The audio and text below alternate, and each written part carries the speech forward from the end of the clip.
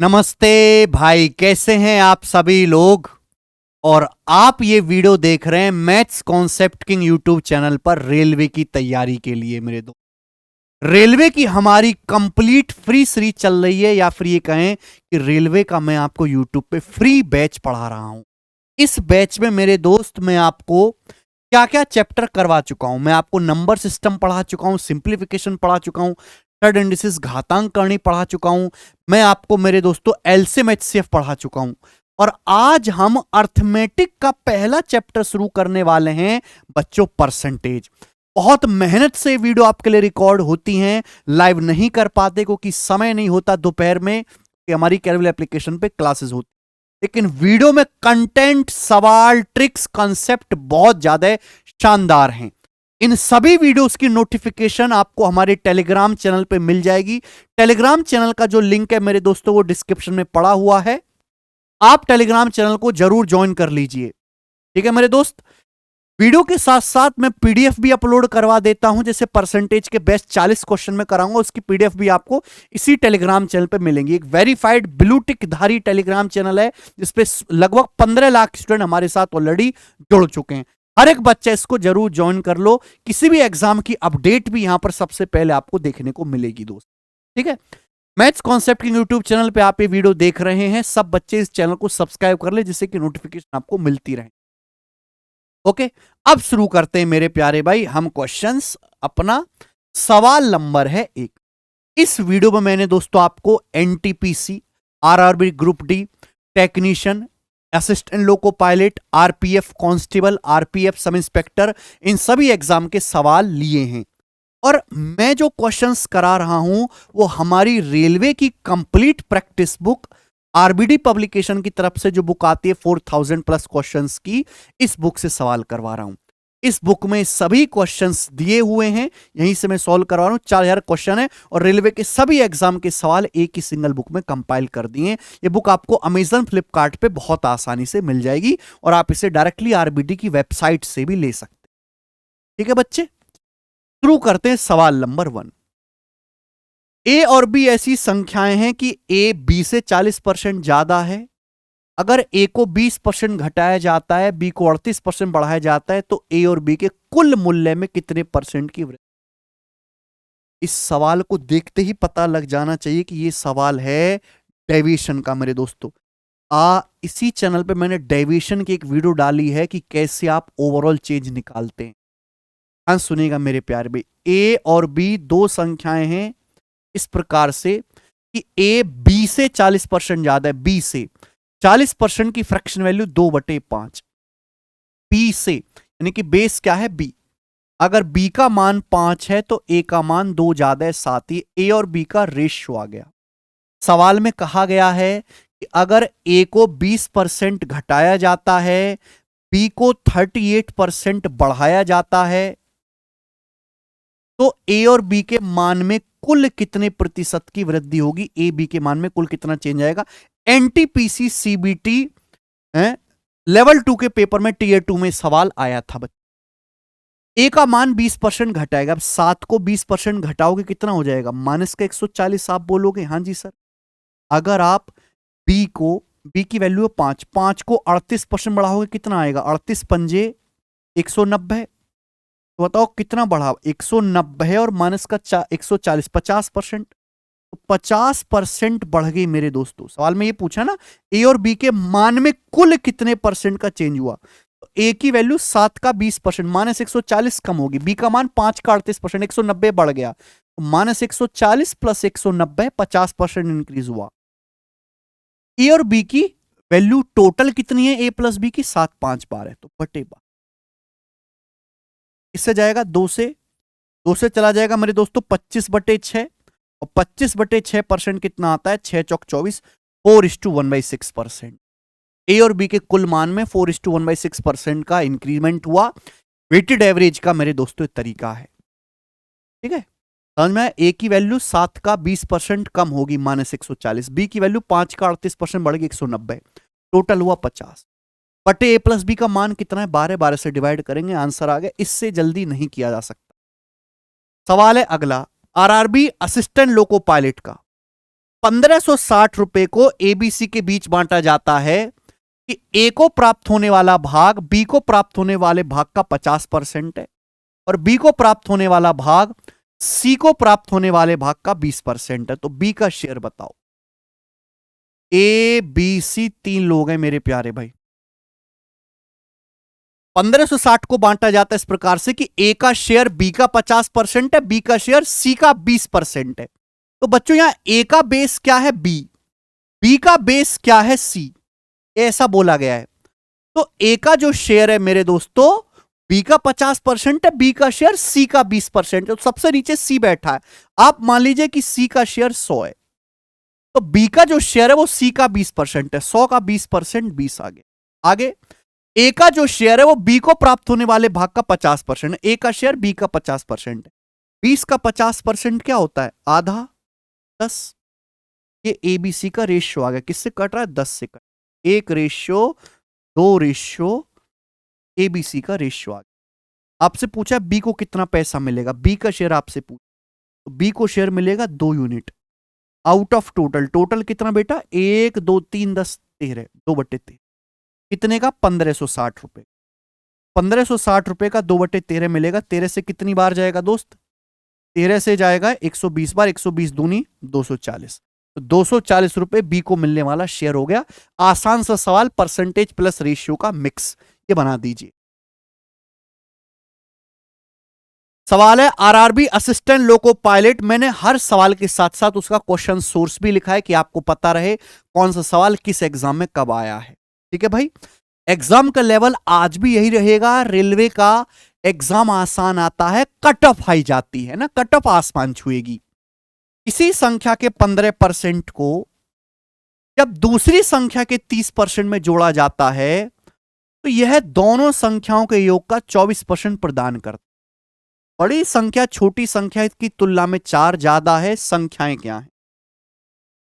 बढ़िया, देखो मान लीजिए कि एक संख्या ए है और दूसरी संख्या बी है। ये मैंने मान लिया, बोला है इसी संख्या के 15% को, संख्या ए के 15% को जब दूसरी संख्या बी के 30% में ऐड किया जाता है, इसी संख्या के 15% को जब दूसरी संख्या बी में जोड़ा जाता है, यह दोनों संख्याओं का 24% प्रदान करता है। यानी कि जो रिजल्ट आता है, वो रिजल्ट जो आता है मेरे दोस्तों, दोनों संख्याओं के सम का 24%, दोनों संख्याओं के सम का 24% आता है मेरे प्यारे भाई। बात क्लियर है? आप बोलो ध्यान से।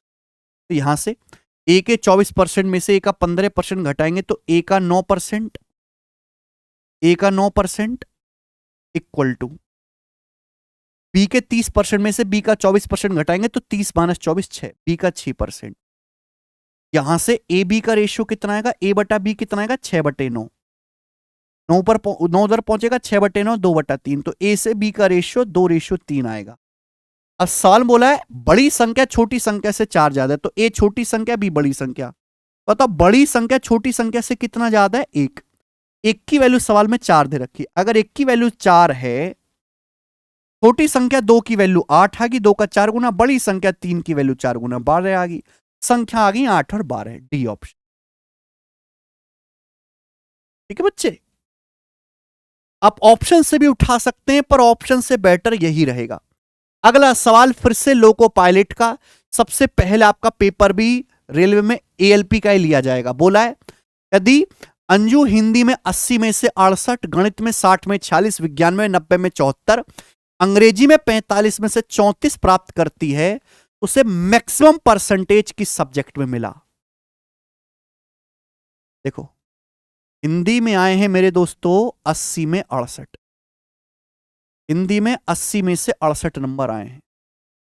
मैथ में जो आए मेरे दोस्तों वो 60 में से 46, मैथ में आए हैं 60 में से 46, विज्ञान में आए हैं 90 में से 74, अंग्रेजी में आए हैं 45 में से 34।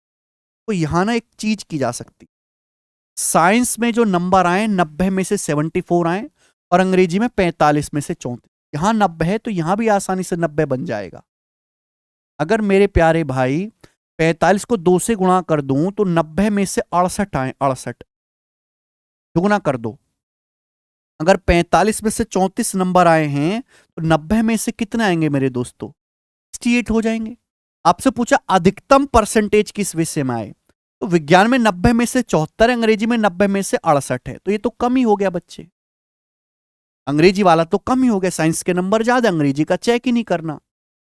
गणित में 60 में से 46 आए, गणित में 60 में से 46 आए। देखो 60 और 90 भी बनाया जा सकता है। अगर मैं 60 को 1.5 से गुना कर दूं, 60 में से अगर 46 आए हैं तो 90 में से कितने आए होंगे? 60 का 1.5 गुना कितना होता है मेरे प्यारे भाई? 90। और 46 का 1.5 गुना कितना होता है? 69। तो गणित में 60 में से 46 आए तो 90 में से 69, 90 में से 69 है। साइंस में 90 में से 74 है, तो ये भी गलत हो गया। यानी कि मुझे केवल इनमें से चेक करना है। हिंदी में आ रहे हैं 80 में से 68 और साइंस में आ रहे हैं 90 में से 74। बाकी दोनों परसेंटेज साइंस से कम है, बाकी जो दोनों परसेंटेज है साइंस से कम है। अब मुझे बताओ इनमें कौन सी परसेंटेज ज्यादा है, कौन सी कम? अगर 68 को 80 से भाग दोगे मेरे दोस्तों तो ये जाएगा 8 मट्टू 64, 4 बचेगा, 8 पंजे 40, 85%। 74 को 9 से भाग दोगे तो 9 अट्टे 72, 72 के बाद 2 बच जाएगा है भाई, तो 9 दूनी 18, 82 पॉइंट समथिंग आएगा, 82 पॉइंट समथिंग।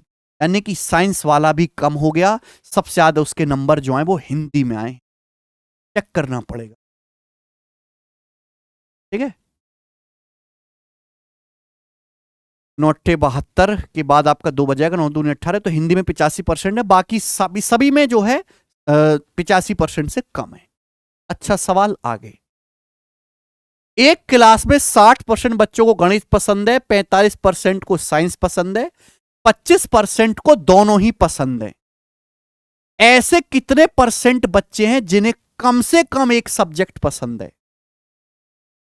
बढ़िया, देखो मेरे 60% बच्चे ऐसे हैं जो मैथ पसंद करने वाले हैं, 45% बच्चे ऐसे जो साइंस पसंद करने वाले हैं, और 25% ऐसे हैं जो मैथ और साइंस इंटरसेक्शन दोनों पसंद करने वाले। पूछा कितने स्टूडेंट ऐसे हैं, जो कम से कम एक सब्जेक्ट पसंद करते, कम से कम एक या फिर दोनों, यानी कि या तो मैथ पसंद करते हैं या साइंस पसंद करते हैं या दोनों पसंद करते हैं। आपसे यूनियन पूछा गया है, का सिंपल सा फंडा होता है, मैथ पसंद करने वाले प्लस साइंस पसंद करने वालों में से घटा दीजिए, मैथ और साइंस दोनों पसंद करने। ये जो नोटेशन है यूनियन, इसका मतलब होता है या मैथ पसंद करने वाले या साइंस पसंद करने वाले या दोनों पसंद करने वाले। कंसेप्ट ये होता है, मैथ पसंद करने वाले 60%, साइंस पसंद करने वाले 45%, दोनों पसंद करने वाले 25% घटा दो, तो 45 माइनस 25 20, 60 जमा 20 80%। 80% ऐसे हैं कम से कम एक सब्जेक्ट तो पसंद करते ही, बाकी 20% कुछ भी पसंद नहीं करते, नथिंग पसंद करेंगे।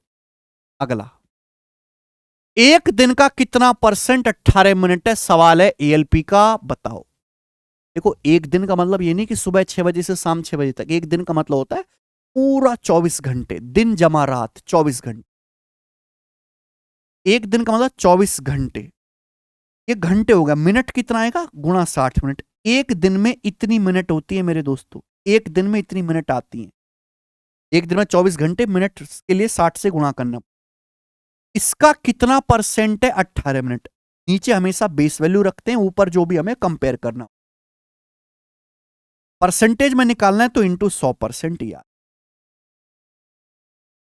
सिंपल कैलकुलेशन, 0 कट गया, 33 18, 3 अट्ठे 24, 10/8, 10/8 आ गया 5/4, 5/4 मतलब 1.25%। 1.25% सवाल का आंसर है बी ऑप्शन। यदि आयत की लंबाई 80% और चौड़ाई 20% बढ़ा दी जाए तो इसका एरिया कितना परसेंट बढ़ जाएगा? एएलपी टीयर सेकंड में आया है, बहुत बेसिक सवाल है। देखो बच्चों, ये आयत है, ये आयत की लंबाई है, ये आयत की चौड़ाई है। एरिया क्या होता है मेरे दोस्तों? आयत का क्षेत्रफल होता है लंबाई गुणा चौड़ाई, बीच में क्या है? मल्टीप्लाई का साइन है। क्या है बेटा? बीच में गुणा का साइन है, और गुणा का मतलब ही होता है सक्सेसिव। जहां बीच में गुणा आएगा वहां हम सक्सेसिव का फॉर्मूला लगा सकते हैं। लंबाई 80% बढ़ा दी हमने, आयत की चौड़ाई 20% बढ़ा दी, तो एरिया कितना बढ़ेगा? 80 और 20 का सक्सेसिव, 80 प्लस 20, 80 प्लस 20 प्लस 80 गुणा 20/100, 80 प्लस 20 प्लस 80 गुणा 20/100, 80 प्लस 20 तो 100 हो गया, 80 गुणा 20 1600/100, 16 हो गया, 100 में 16 जोड़ेंगे 116%, 116% बढ़ जाएगा। B option. आप ये रेशियो से भी कर सकते हैं, ऐसी कोई परेशानी नहीं है, रेशियो से भी जल्दी हो जाएगा। ये बताओ, एक छात्र ने ग्रुप डी का सवाल आ लियो भैया, ग्रुप डी को बहुत हो गया लोको पायलट। एक स्टूडेंट ने टर्म 1 में 80/80, टर्म 2 में 75 आउट ऑफ 90 स्कोर किया। यदि टर्म को दिया गया भारांक क्रम से 40%, 60% है, उसका अंतिम स्कोर का प्रतिशत क्या होगा? बहुत बढ़िया, फिर से डेविएशन का सवाल आ गया। आप ये समझो, आंसर बताना परसेंटेज। एक बालक के टर्म 1 में 80 में से 80 नंबर आए, 80 में से 80 नंबर का मतलब 100% स्कोर किया बच्चे ने, 100%। यही है। दूसरे सब्जेक्ट में मेरे दोस्तों 90 में से 75 नंबर आए, 15 पंजे 75, 15 छिक्का 90, क्या आएगा मेरे दोस्तों? यानी कि मेरे दोस्तों कितना स्कोर किया है? 5/6, 15 पंजे 75, 15 छिक्का 90, यानी कि 500/6% में कह सकता, 500/6%। 5/6 को परसेंटेज में बदलेंगे, what will B final percentage score, उसका फाइनल परसेंटेज स्कोर कितना होगा? यदि जो वेटेज दिया गया है वो 40% और 60% का वेटेज दिया गया है, 40%, यानी कि 40% मार्क्स तो टर्म 1 के, और 60% मार्क्स जो हैं वो टर्म 2 के काउंट किए जाएंगे। तो होता है ना, अपना 12वीं का पेपर देते हैं, 100 नंबर का फिजिक्स का पेपर है, 70 की थ्योरी आएगी, 30 का प्रैक्टिकल आएगा, 70% वेटेज थ्योरी का है, 30% प्रैक्टिकल का। ऐसे ही यहाँ पे 40% वेटेज टर्म 1 का है, 60% टर्म 2 का है। दोनों का वेटेज किस अनुपात में? 2:3 के अनुपात में, 2:3 के अनुपात में मेरे प्यारे भाई। बात को समझे? आप बोलोगे हाँ सर, 2:3 के। पहले टर्म में कितना आ रहा है? 2 का 100% 200। दूसरे टर्म में कितना रहा है? 3 का 500/6% कितना आ जाएगा?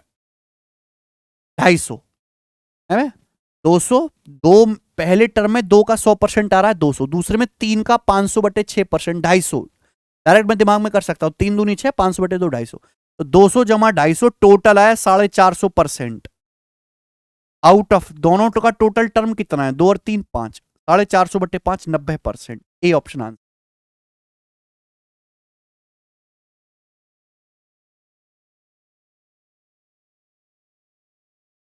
ठीक है मेरे प्यारे भाई, कोई परेशानी?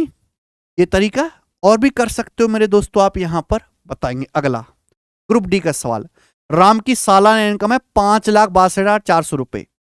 इस इनकम का, राम की सालाना इनकम 5,62,400, इस इनकम का 20% घर के किराए पर, रिमेनिंग इनकम का, जब भी रिमेनिंग शब्द आए इसका मतलब वो सक्सेसिव है। रिमेनिंग इनकम का 15% भोजन पर, उसके बाद फिर से रिमेनिंग आ गया, बची इनकम का 30% बच्चों की शिक्षा पर खर्च किया। ऐसा ऐसा हुआ। अगर उसके बाद बची राशि बचत थी तो निम्न में से कौन सी राशि उसकी बचत के निकटतम है? कौन सी राशि मेरे दोस्तों उसकी बचत के अप्रोक्स है? बढ़िया सा। राम की सालाना इनकम 5,62,400 है। एक साल में जो है राम इतने रुपए कमाता है, इस सालाना इनकम है। अब अगर मैं इनकम में से खर्चा घटा दूं तो खर्चा घटाने के बाद फाइनली बचत ही बचेगा। 20% घर के किराए पर खर्च किया, 20%, तो 20% का मतलब 1/5, 1/5 खर्च कर दिया, बचा कितना होगा? 4/5 बचा होगा, 4/5, 4/5। ये खर्च करने के बाद, किराए देने के बाद बचा पैसा है, किराए देने के बाद बची इनकम है। फिर 15%, बची इनकम का 15% भोजन पे खर्च किया, 15% होता है 3/20, 3/20 खर्च कर दिया तो बचा कितना? 17/20। हर चीज 1 होती है, 1 में से 3/20 खर्च कर दे तो 17/20 बचा। ये भोजन पे खर्च करने के बाद अमाउंट है। फिर बची इनकम का 30% खर्च किया एजुकेशन पे, 100% में से 30% खर्च किया तो बचा कितना? 70%, 7/10। अगर आपने 1 में से 3/10 खर्च कर दिया तो बचा कितना? 7/10। तो ये खर्च करने के बाद फाइनली उसकी जो है बची सेविंग है, सीधी सीधी गुणा करते चली जाइए। 100% में से 20% खर्च किया, 80% बचा। फिर 15% खर्च किया, 85% बचा, 17/20। फिर 30% खर्च किया, 70% बचा, 7/10। सीधी सीधी। क्लियर है बच्चे? 20 पंजे 100 से 2 जीरो कैंसल आउट हो जाएगा। इस सवाल का आंसर एग्जैक्ट नहीं है, सवाल का आंसर अप्रोक्स है।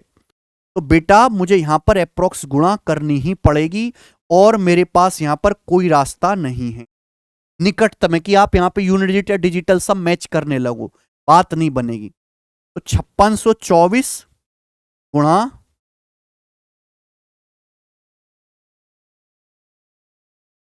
इसकी गुणा कर ले, 17 सत्ते 119 चौका 5624 गुणा 17 सत्ते 119 चौका 476, 476।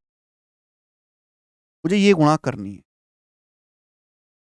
ठीक है। और यहां पे बटे 10 भी आ रहा है, बटे 10 भी आ रहा है, यानी कि ये 47.6 बटे 10 भी है ना, तो 47.6। 5624 गुणा 47.6। अब बताओ मेरे दोस्तों, आंसर ना काफी नजदीक है। देखो ना कितना फर्क है, बहुत ही कम फर्क है।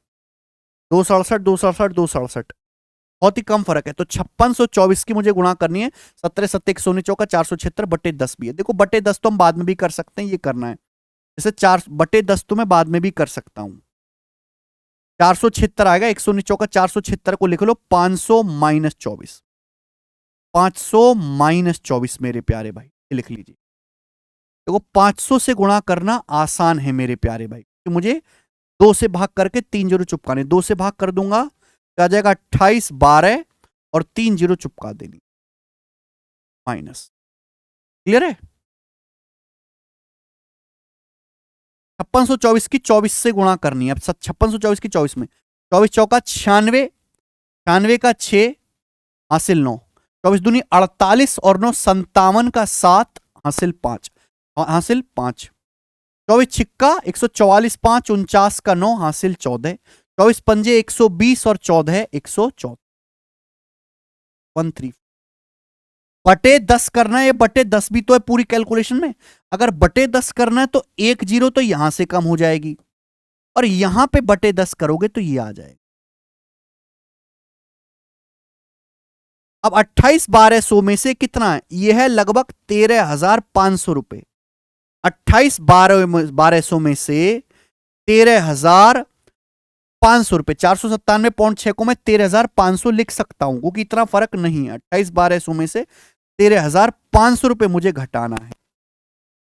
डबल जीरो और 12 में से 5 गया 7। ठीक है मेरे दोस्तों, यानी कि ये जो है 703 के आसपास आएगा। तो आंसर जो है सवाल का, चाहिए भी चेक करना है ना, 1200 में से 5 गया 7। और मेरे प्यारे भाई ये 10 में से 3 आपका गया 7 और मेरे प्यारे भाई 27 में से गया 26। तो 267700, 267700 ये आंसर, 26770003। तो भैया बहुत ही मुश्किल कैलकुलेशन आपसे यहां पर पूछ ली है, आपको गुणा करनी ही पड़ेगी और कोई रास्ता आपके पास नहीं है। आगे चलेंगे, ठीक है। मैंने आपको बता ही दिया कि सारे क्वेश्चन हमारी रेलवे की जो प्रैक्टिस बुक है इसमें अवेलेबल है। ये बेस्ट सेलर है अमेजन पे, फ्लिपकार्ट पे, रेलवे की तैयारी करने वाले बच्चों के बीच बहुत ज्यादा पॉपुलर है। आप इस बुक को अमेजन फ्लिपकार्ट से ले सकते हैं। कॉन्सेप्ट आपको सीखने हैं तो आप हमारी book maths concept king refer कर सकते हैं। इसमें आपको सारे फॉर्मूले, शॉर्टकट, थ्योरी दोनों भाषाओं में, इंग्लिश और हिंदी दोनों में मिल जाएंगी। रेलवे वाली बुक केवल हिंदी में अवेलेबल है क्योंकि जो बच्चे हैं वो हिंदी भाषी ही ज्यादातर। इंग्लिश की अगर किताब बनाएंगे, इंग्लिश और हिंदी की बाइलिंगुअल, तो बहुत मोटी बुक हो जाएगी, महंगी भी हो जाएगी। अब ये काफी सस्ती भी है। अगला सवाल है दोस्त आपके सामने यहां पर 10। सुजाता 9 सेब और 8 आम खरीदती है 276 में। जब एक सेब का प्राइस 10% कम होता है और एक आम का प्राइस सेम रहता है, तो 5 सेब और 10 आम का प्राइस 210 है। 4 सेब और 3 आम का मूल्य बताओ। 4 सेब और 3 आम की कीमत कितनी बताइए। सवाल में कुछ भी नहीं मेरे दोस्त। बच्चे ना एक्स और वाई मान के करने लगते हैं इस सवाल को। एक्स वाई मान के आपको नहीं करना है, ठीक है भाई। ध्यान सुनिएगा मेरे दोस्तों। यहां लिखते हैं एप्पल, एप्पल और मेरे दोस्तों यहां लिखते हैं मैंगो। ये हो गया सेब और ये हो गया आम। तो सुजाता ने 9 सेब खरीदे और 8 आम खरीदे, कितने में? 276 रुपए में। 9 सेब खरीदे, 8 खरीदे आम, खर्चा है सुजाता का 276 रुपीज का, 276 रुपए, ठीक है। इसको थोड़ा सा छोटा कर दो। बोला जब एक सेब के प्राइस में 10% की कमी होती है, जब एक सेब की कीमत 10% कम होती है और आम का प्राइस सेम रहता है, तो 5 सेब और 10 आम का मूल्य 210 रुपए। अब बताओ, एक सेब का प्राइस 10% कम कर दिया, तो 5 सेब खरीद रहे हैं, तो 5 सेब का हमें 90% ही पे करना पड़ेगा, यानी कि 4.5 सेब की कीमत ही पे करनी पड़ेगी। अगर हम 5 सेब खरीद रहे हैं, सेब का प्राइस 10% कम हो गया, तो 90% ही पे करना पड़ेगा। 5 सेब का 90%, 9 पंजे 45, 4.5 सेब की वैल्यू पे करनी पड़ेगी। 4.5 सेब। और आम मेरे दोस्तों खरीद रहे हो आप 10, और कितने रुपए का आ रहा है? 210 रुपए का आ रहा है। तो आपसे पूछा 4 सेब और 3 आम का प्राइस क्या है, निकालना पड़ेगा। बताओ बच्चों कैसे हो।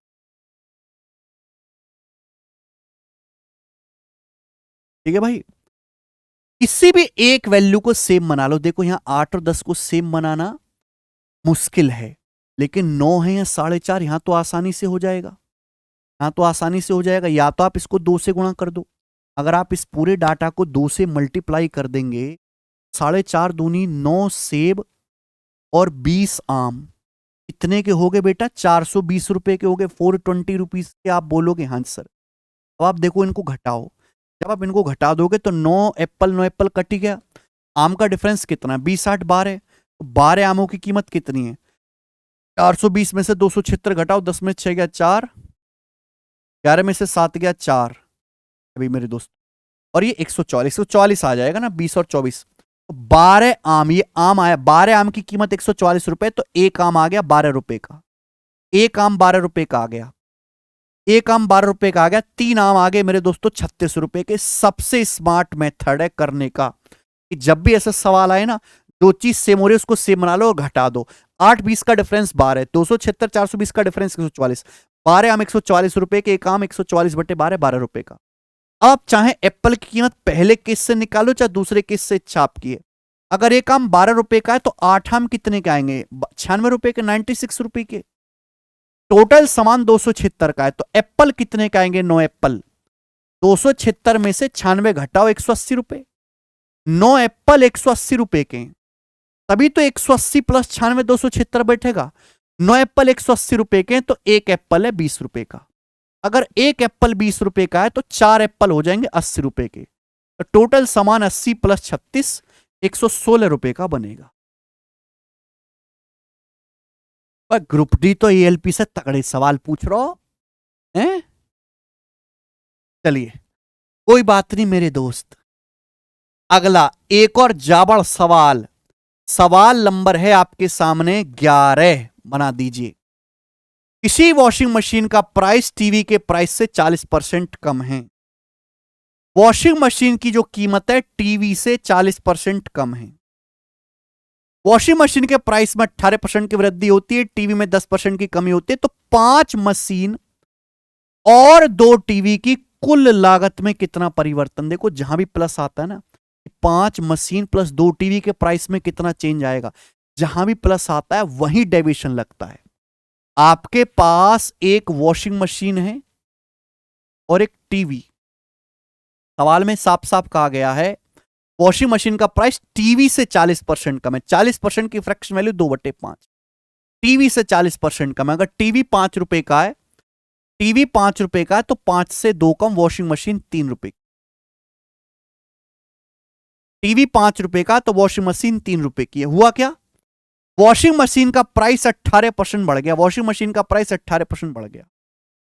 टीवी का प्राइस 10% कम हो गया, 10%। लेकिन हम खरीद क्या रहे हैं? 5 वॉशिंग मशीन और 2 टीवी के प्राइस में कितना चेंज आएगा? एक वॉशिंग मशीन 3 रुपए की है तो 5 वॉशिंग मशीन कितने की होंगी? Multiply by 5। एक टीवी 5 रुपए का है तो 2 टीवी कितने के होंगे? Multiply by 2। तो हम रेशियो जब लेंगे तो ये 5 से 5 कट जाएगा, तो रेशियो कितना आएगा मेरे दोस्तों? 3:2 नहीं आएगा? क्या ये रेशियो 3:2 नहीं आएगा? आप बोलोगे हाँ जी सर बिल्कुल। और मुझे टोटल चेन निकालना है कि कुल कितने परसेंट का परिवर्तन हुआ। वॉशिंग मशीन है 3 रुपए की खरीदी तो वॉशिंग मशीन का प्राइस 3 का 18%, 3 का 18 54% बढ़ गया। टीवी का प्राइस 2 का 10%, 20% कम हो गया। आउट ऑफ टोटल, टोटल कितना आ गया मेरे दोस्तों? 3 और 2 5, टोटल समान 3 2 5 का है तो आएगा 34/5। 34/5 होता है 6.8%।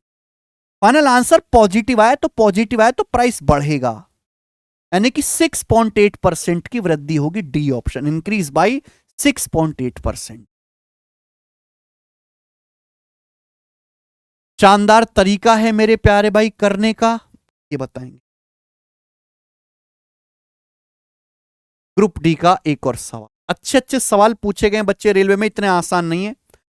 एक्स वाई को 20% प्रॉफिट पर वॉशिंग मशीन बेचता है, वाई 12% लॉस पर जेड को बेचता है, बाद में जेड टी को 30% लाभ पर बेचता है। यदि जेड प्रॉफिट के रूप में एक्स से 87.6 रुपए ज्यादा कमाता है तो वाई ने किस मूल्य पर वॉशिंग मशीन खरीदी? वाई ने किस मूल्य पर खरीदी? सवाल है, 1 नंबर क्वेश्चन। हाँ सुनिएगा, ये सक्सेसिव है। ध्यान से, सक्सेसिव है मेरे प्यारे भाई। कैसे? सुन, ध्यान से सुनिएगा। एक्स ने वॉशिंग मशीन वाई को बेची। एक्स वाई को 20% लाभ पर एक वॉशिंग मशीन बेचता है। एक्स ने वॉशिंग मशीन वाई को बेची है 20% के प्रॉफिट पर, 20% के। वाई ने जेड को बेची है 12% लॉस पर। वाई ने जेड को बेची है 12% लॉस पर। फिर जेड ने इसे टी को बेचा है 30% के प्रॉफिट पर। जेड ने टी को बेचा है 30% के प्रॉफिट पर।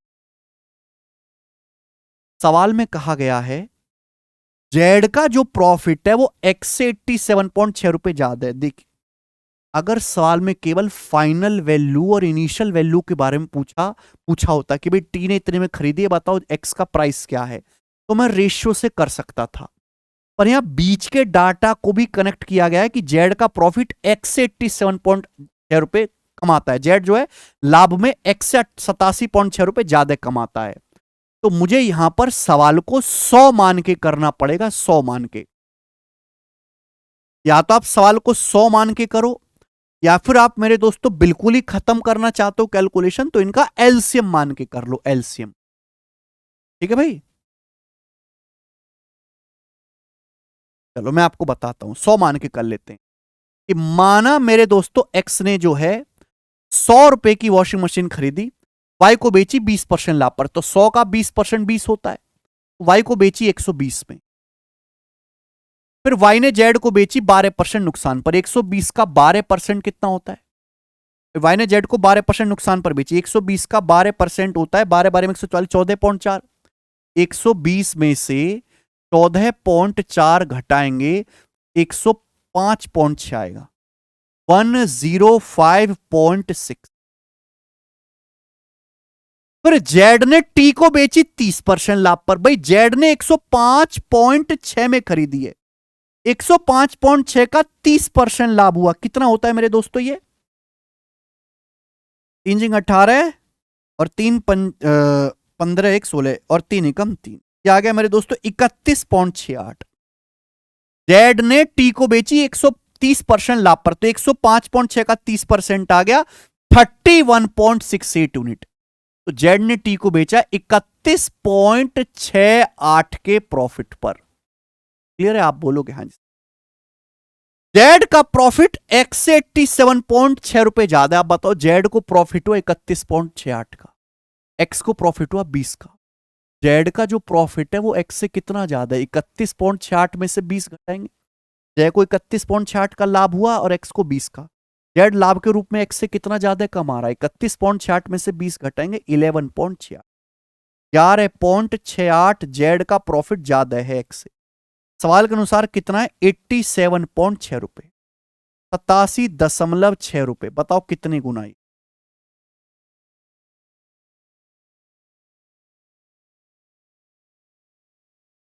ठीक हुआ है ना ये?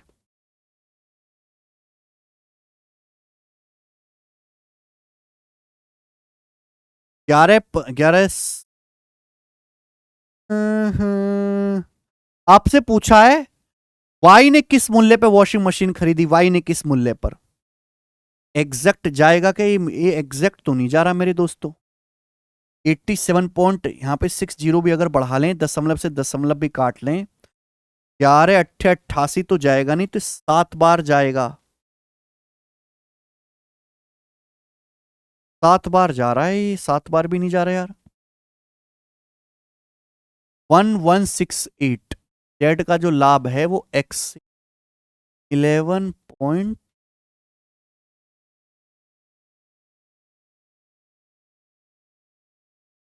काट के देख ले फिर। चले 8 से काट लेते हैं।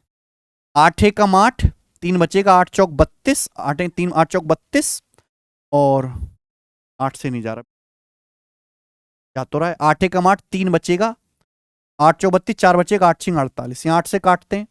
8 एकम 8 0, 8 नाम 72 और 8 पंजे 40, 1095, 146 की वैल्यू। 146 में क्या आता है? 73। 73 से मेरे दोस्तों 2 बार जाएगा। 73 वंजा, बचे कितना? 27 और 9। 27 और 9 कितना हो जाएगा मेरे दोस्तों? 36, 36। 15 बार चला जाएगा। एक की वैल्यू आ गई मेरे दोस्तों 15/2। 2 की वैल्यू जो है 15 रुपए आ गई, 2 की वैल्यू आ गई 15, एक की वैल्यू आ गई 15/2 रुपए। 7.5 बार जा रहा है, मतलब एक की वैल्यू 15.2 रुपए। वाई ने किस कीमत पे खरीदा? तो वाई ने खरीदा 120 में। वाई ने खरीदा 120 में, एक की वैल्यू 15/2 रुपए है, तो 120 की वैल्यू कितनी है? 15/2 से मल्टीप्लाई कर देंगे, 2 से 120, 60 बार जाएगा। 60 गुणा 15, 900। तो 900 रुपीज इस सवाल का आंसर है।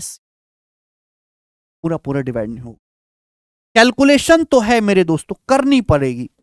अब 120 में मेरे प्यारे भी 3 आता है ना? ये भी आप देख सकते हैं। यहां पर वाई ने सामान खरीदा 120 में, 120 में 3 आता है। 3 से कटने वाला यार ये ऑप्शन नहीं है, लेकिन बाकी ऑप्शन तो सब 3 से कट रहे हैं। ऑप्शन से होगा नहीं, ये आपको करना ही पड़ेगा। पहले मैंने 8 से काटा, फिर 73 से काटा। 146 मतलब 73 का दुगना। 2 की वैल्यू 15, 1 की वैल्यू 15/2, 120 की वैल्यू निकाली 900। ठीक है? मजा आया सवाल करके? अच्छा सवाल। नेक्स्ट क्वेश्चन लेंगे। दो संख्याओं का योग 205 है। एक संख्या को 5% कम कर दिया जाए, दूसरी को 10% बढ़ा दिया जाए, तो संख्या बराबर होती हैं। छोटी संख्या बताओ। क्या आसान है। ग्रुप डी का सवाल है। एक संख्या ए है, दूसरी संख्या बी है।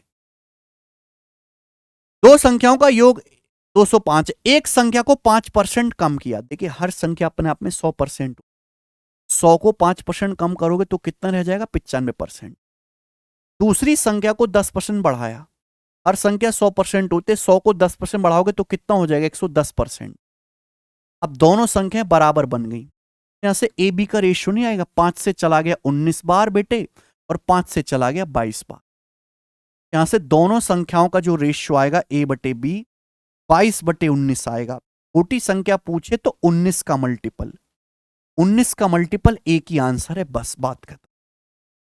ठीक है ना? ये रेलवे के बेस्ट क्वेश्चन है जो पूछे गए। बाकी सवाल इनसे हल्के ही हैं। पूरा करना चाहते हैं, अगर ए का मान 22 है, बी का मान 19 है, सम कितना आएगा? 41।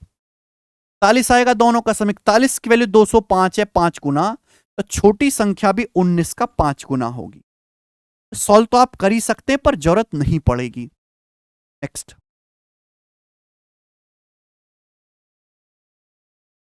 एनटीपीसी सीबीटी सेकंड, एक एग्जाम में ए के मार्क्स 20 से 20% ज्यादा हैं। सी ने ए और बी द्वारा प्राप्त कुल अंकों का 85% प्राप्त किया, तो ए द्वारा प्राप्त अंक सी द्वारा प्राप्त अंकों से कितने परसेंट कम है, अप्रोक्स में बताना है। बेहतरीन सवाल, ध्यान सुनिएगा। एक एग्जाम में ए के जो मार्क्स हैं 20 से 20% ज्यादा हैं। देखो, जब भी सवाल का डाटा आसान होता है तो मैं 100 मान के कर लेता हूं। यहां पे 3 करेक्टर आ रहे हैं, ए बी और सी। बोला है ए के मार्क्स जो है 20 से 20% ज्यादा। अगर बी के नंबर 100 हैं, ए के नंबर 120 हैं, 120, ऐसा ही बोला गया है। एग्जाम में ए के जो मार्क्स है 20 से 20% ज्यादा है, बी के 100 है तो ए के 120 है। आगे क्या बोला गया? आगे बोला गया सी ने ए और बी द्वारा कुल अंकों से 85%, कुल अंकों का 85% स्कोर किया। सी का जो स्कोर है वो ए और बी के कुल स्कोर का 85%। भाई ए और बी का कुल स्कोर कितना? ए का 120 है, बी का 100, 220। ए और बी का कुल स्कोर है 220, ए और बी का। सी ने कितना स्कोर किया? 220 का 85%। 85% कितना होता है? 17/20। 17/20 यानी कि कितना चला जाएगा? 11 गुणा 17, 187, 187। 220 का 85%, तो पहले 200 का 85% 170, 20 का 85% 17, तो 70 और 17 187। सी ने आपका स्कोर किया मेरे दोस्तों यहां पर 187। अब बोला है सवाल में ए द्वारा प्राप्त अंक, ए का जो स्कोर है, ए का जो स्कोर है वो सी से कितना परसेंट कम है। ए का स्कोर सी से कितना परसेंट कम है। मुझे बी की कोई जरूरत नहीं है। ए का स्कोर है 120, सी का स्कोर है 187, तो ए का स्कोर सी से कितना कम है? 67 कम है। सी से ए द्वारा प्राप्त अंक सी द्वारा प्राप्त अंकों से कितना कम है? 187 से 120 कितना कम है? 67 कम है आउट ऑफ 187। परसेंटेज में निकालना है तो इंटू 100% ही आए। कर सकते हैं आप? बोलोगे हाँ जी। अगर आप मैं इस कैलकुलेशन को करूंगा तो आंसर आ जाएगा, लेकिन मैं इतनी कैलकुलेशन करने में विश्वास नहीं रखता। मैं ऑप्शंस से देखूंगा। ऑप्शन से 187 का 50% तो है नहीं। परसेंट तो 187 का 50% तो 90 से ज्यादा आएगा, 60। एक ऑप्शन 35 है, एक 34.6 है, एक 37.2 है। अब देखो ये 35 से ज्यादा है, 35 से कम है, तो 35% निकाल। अगर मैं 187 का 35% भी निकालता हूं, 35%,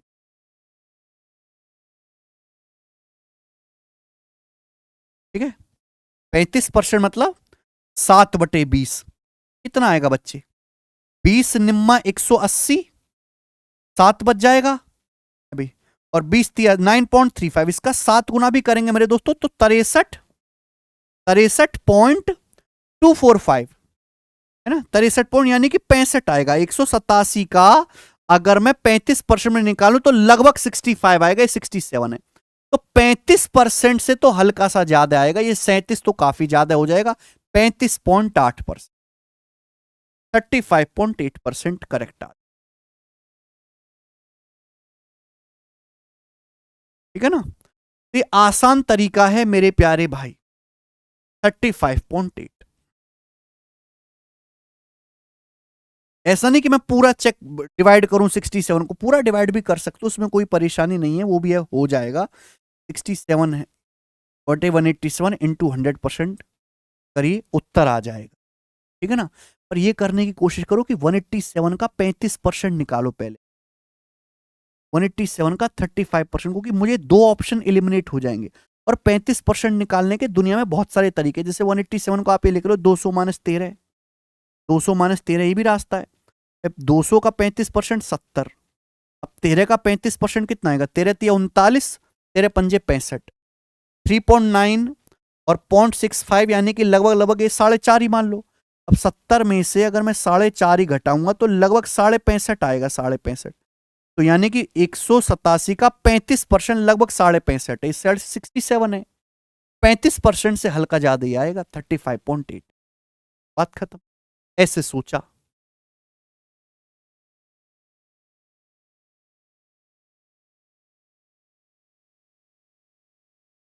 सवाल है, क्लास एक्स में स्टूडेंट की कुल संख्या 140 है, लड़के लड़कियों का रेशियो 2:3 है, 50% लड़के, 33.33% लड़कियां स्कूल से प्रतियोगिता के लिए चुनी जाती हैं, तो अचयनित लड़कों का अचयनित लड़कियों से प्रतिशत ज्ञात की। आसान। क्लास एक्स में टोटल 140 है, मुझे इसकी कोई जरूरत नहीं। क्लास एक्स में बॉयज और गर्ल्स का रेशियो 2:3 है ना, बॉयज का गर्ल्स रेशियो 2:3।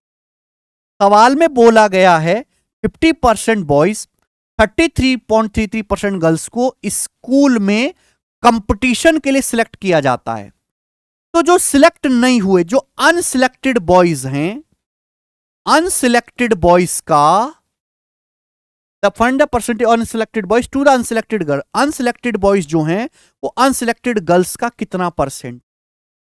भाई दो लड़के हैं, दो में से 50% सिलेक्ट हो गए, 50% क्या होता है, एक, दो में से एक सिलेक्ट हो गया, एक सिलेक्ट नहीं हुआ लड़का, लड़कियां हैं 3, आसान डाटा, 3 का 33.3% कितना होता है 1, 3 का 33.33% 1, एक लड़की सिलेक्ट हो गई, यानी कि दो लड़की सिलेक्ट नहीं हुई, दो लड़की ऐसी हैं जो सिलेक्ट नहीं हुई, तो अनसिलेक्टेड गर्ल्स 2 हैं, अनसिलेक्टेड बॉयज 1 हैं, 1/2 50%, ये ऑप्शन।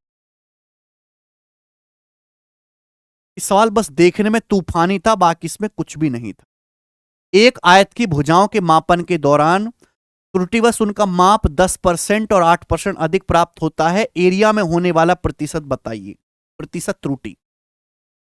देखो, एक आयत की भुजाओं को नापने में गलती से हमने भुजा 10% और 8% ज्यादा ले ली। Measuring side of rectangle, error of 10% and 8% in axis are made. Find the error percentage in area. Area क्या होता है, एरिया होता है लंबाई गुणा चौड़ाई।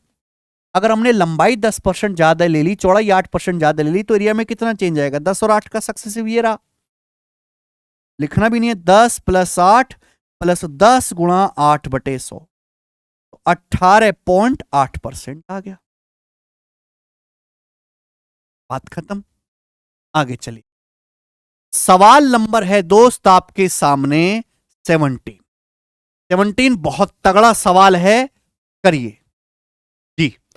17 नंबर देखो, बड़ा प्यारा सवाल है, और आप क्वेश्चन को ढंग से पढ़ेंगे तो आपको पता लगेगा कि ये वेन डायग्राम का क्वेश्चन है।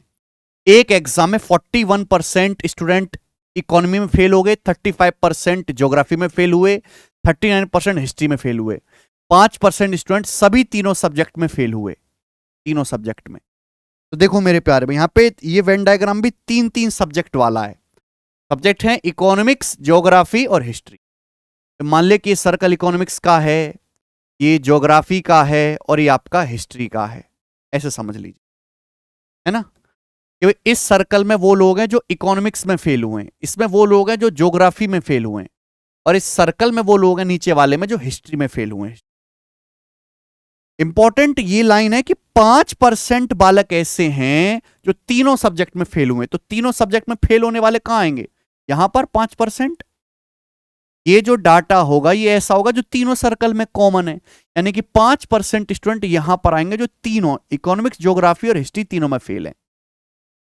14% students 14% student failed in economics and geography, 14% ऐसे जो इकोनॉमिक्स और ज्योग्राफी दोनों में फेल हुए।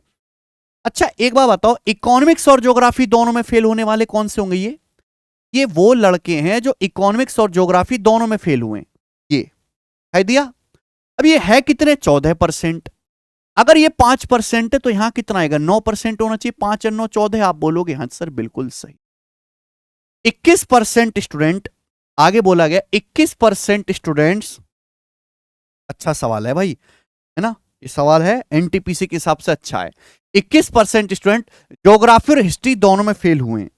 अब 21% ऐसे हैं तो ज्योग्राफी हिस्ट्री दोनों में फेल हुए, तो ये 21 आना चाहिए बच्चों, ये 21 आना चाहिए, 21। ये ज्योग्राफी हिस्ट्री का कॉमन है। अगर ये 5 है तो यहां कितना आएगा, 16%, 5 16 21 होता है।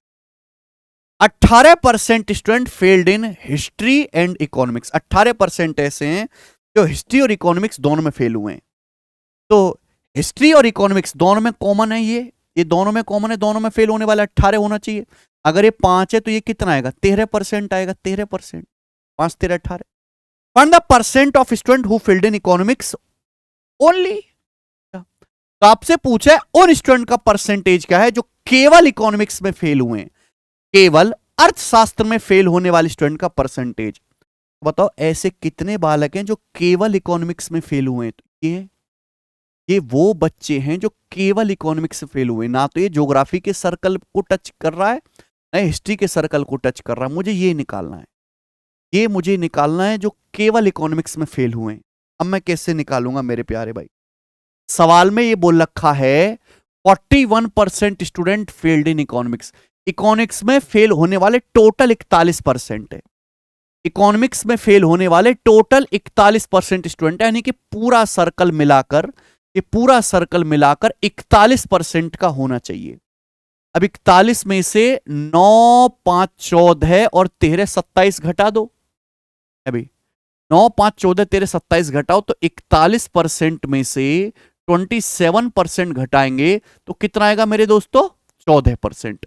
14% स्टूडेंट वो आगे जो ओनली इकोनॉमिक्स में फेल हुए, ओनली इकोनॉमिक्स में फेल होने वाले, बी ऑप्शन 14%। ठीक है बच्चे, तो अच्छा सवाल है। फॉर्मूला वगैरह की इसमें कोई जरूरत नहीं पड़ेगी, चित्र बना के करोगे सवाल आसान पड़ता है। आगे चले, सवाल नंबर है आपके सामने 18, एनटीपीसी का क्वेश्चन एक और देख लीजिए भाई साहब, कितना तगड़ा सवाल यहां पे पूछ रहा है, कितना लंबा लैंग्वेज का क्वेश्चन पूछ रहा है। ये सवाल एनटीपीसी के पेपर का है, हल्के में लेने की जरूरत नहीं है। 12-13 लाइन का सवाल है, एक एक लाइन को पढ़ के करना पड़ेगा। प्रीवियस ईयर क्वेश्चन है, आप इन क्वेश्चन को बिना करे पेपर देने जाओ तो आपसे बड़ा मूर्ख कोई नहीं, और इन वीडियोस को आप शुरू से एंड तक ना देखो तो आपसे बड़ा पागल कोई नहीं। बहुत ज्यादा फायदेमंद है सब रेलवे के बच्चों के लिए, चाहे आप एनटीपीसी एएलपी कांस्टेबल कुछ भी तैयारी कर रहे हो रेलवे में।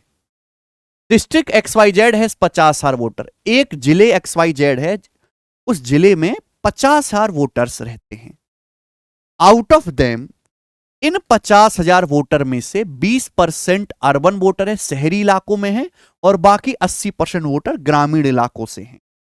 ठीक है, फॉर एन इलेक्शन, एक इलेक्शन हुआ, एक चुनाव में 25% of rural voter were shifted to the urban area. चुनाव के दौरान 25% जो गांव के वोटर हैं वो शहर में चले गए, अर्बन एरिया में शिफ्ट हो गए। सवाल है, ग्रामीण और शहरी दोनों प्रकार के वोटर में से 60% ईमानदार हैं, यानी कि टोटल जो वोटर हैं, ग्रामीण और शहरी दोनों बोल दिया ना, यानी कि टोटल वोटर में 60% ईमानदार हैं, केजरीवाल जी की तरह। 70% मेहनती हैं, मोदी जी की तरह, और 35% मेरे दोस्तों ईमानदार होने के साथ साथ मेहनती भी हैं, राहुल गांधी जी की तरह। ठीक है बच्चे, ये बोला गया है सवाल में, कोई दिल पे नहीं लेगा बेटा, सवाल है। दो उम्मीदवार ए और बी ने चुनाव लड़ा, ठीक है, ये मुझे देखना है। दो लोगों ने चुनाव लड़ा, इतना बड़ा सवाल है, देखो पढ़ने में इतना टाइम लग रहा है, करने में टाइम तो लगेगा। आप सोचो कि ये सवाल 15-20 सेकंड में हो जाए, ये उस लेवल का क्वेश्चन नहीं है। दो उम्मीदवार ए और बी ने चुनाव लड़ा, बोला है उम्मीदवार बी को पूरे शहरी वोट मिले, उम्मीदवार बी को केवल शहरी वोट मिले, जबकि उम्मीदवार ए को ग्रामीण वोटर्स का समर्थन मिला, यानी कि गांव वालों ने तो डाला ए को वोट और शहर वालों ने डाला बी को वोट। ठीक है, उन मतदाताओं ने अपना वोट नोटा पर डाला जो ईमानदार और मेहनती दोनों हैं। ये बिल्कुल सही विचारधारा है, इनको किसी नेता पर कोई भरोसा नहीं है ना, इसलिए जो ईमानदार हैं और मेहनती आदमियों का हमें नेता की जरूरत नहीं, हम अपना विकास खुद करेंगे, नोटा का बटन दबा के आए हैं। यानी कि कितने परसेंट लोगों ने नोटा दबाया, 35%। 35% लोग ऐसे जो ईमानदार होने के साथ साथ मेहनती भी हैं, तो 35% लोगों ने नोटा दबाया है। तो सवाल में कहा गया उम्मीदवार ए, उम्मीदवार बी और नोटा के पक्ष में कितने वोट पड़े। ठीक है, यह पूछा गया है कि भाई उम्मीदवार ए, उम्मीदवार बी और नोटा को कितने वोट मिले और आंसर एग्जैक्ट आपको बताना है। तो देखिए सवाल में कोई वैसे खास दम है नहीं, सवाल केवल लंबा लंबा है। भाई जिले में वोटर कितने? 50,000। 50,000 में से 35% ऐसे हैं जो ईमानदार होने के साथ साथ मेहनती भी हैं, और जो ईमानदार और मेहनती है उन्होंने वोट किसको दिया? नोटा को। तो 50,000 का 35% ईमानदार प्लस मेहनती, इन्होंने नोटा का बटन दबाया है, तो नोटा को कितने वोट मिले? परसेंटेज से 2 जीरो कटेगा। 35 पंजे 175, 17,500। 17,500 वोट नोटा को मिले। सारे ही ऑप्शन में 17,500, ये तो इजीली निकल गया। अब हमें ए को देखना है, ए को कितने वोट मिले, बी को कितने वोट मिले। एक बात जानने वाली है कि अगर 50 आ रहे हैं तो 20% है अर्बन एरिया में, तो 50,000 का 20% होता है 10,000 अर्बन एरिया में, बाकी 40,000 है रूरल एरिया में। 50,000 का 20% शहर में रहते हैं 10,000, बाकी 40,000 गांव में रहते हैं। जब चुनाव हुआ तो 25% ग्रामीण के लोग शहर चले गए। जब चुनाव हुआ तो 25% शहर चले गए। अब 40,000 का 25% कितना होता है? 10,000। 40,000 का 25% कितना होता है? 10,000। तो 10,000 रूरल वोटर जो है वो गांव से निकल के शहर में चले गए। ठीक है, यानी कि अर्बन वोटर कितने हो गए? 20,000, 20,000, और गांव के वोटर हो गए मेरे दोस्तों 30,000, 30,000, 30,000 हो गए। बात सही है? सवाल में कहा गया दो उम्मीदवार ए और बी ने चुनाव लड़ा है। उम्मीदवार बी को पूरे शहरी वोट मिले, जबकि उम्मीदवार ए को ग्रामीण मतदाताओं का समर्थन प्राप्त हुआ। 35% ईमानदार भी हैं और मेहनती भी हैं।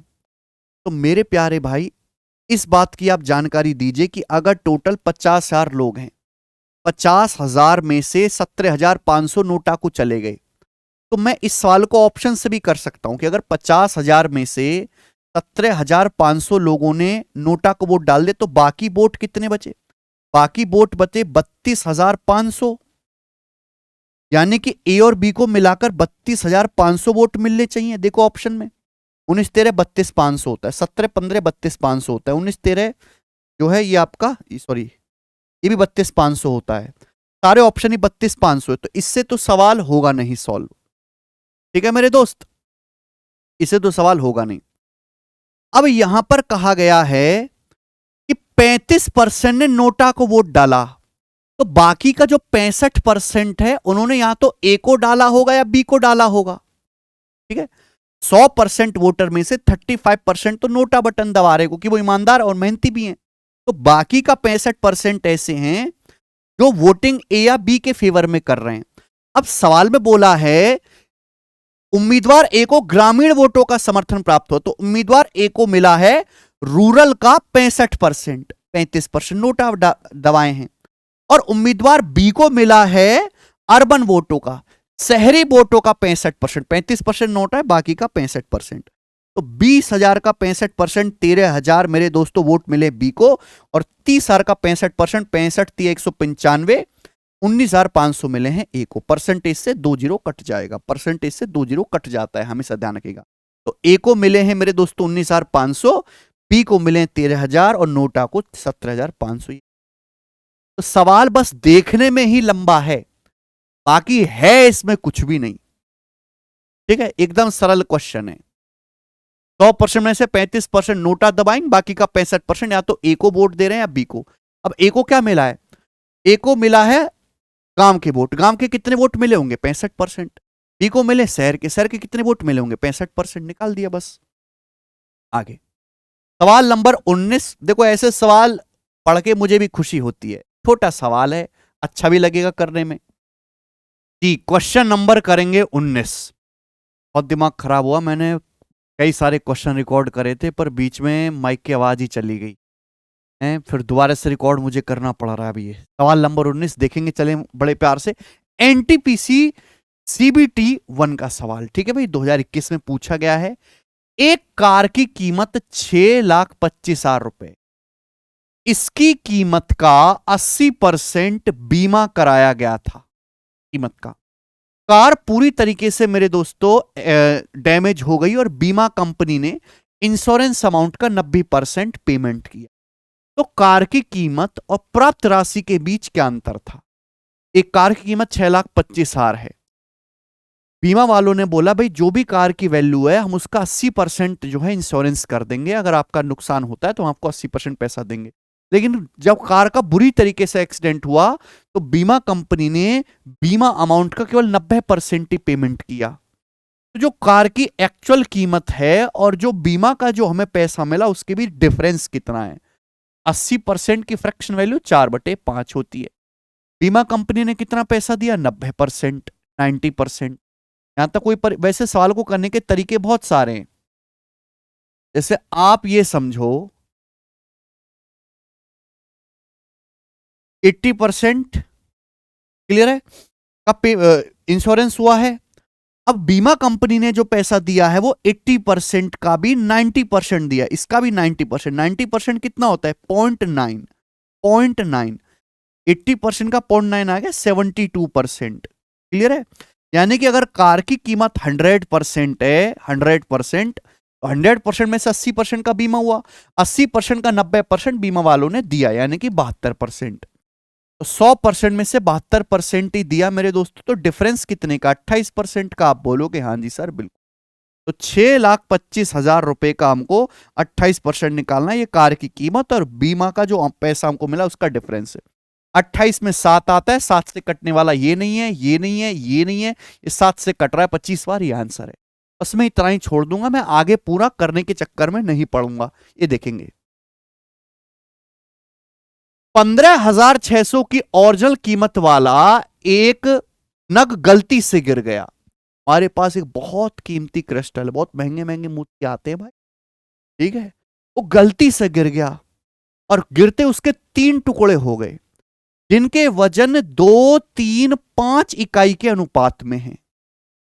मैं यहां से कह सकता हूं कि भाई अगर इन तीनों का टोटल वजन 2, 3, 5, 2, 3, 5, 5, 10 हो रहा है, तो जो हमारा ओरिजिनल टुकड़ा था, जो ओरिजिनल क्रिस्टल था, उसका वजन था 10।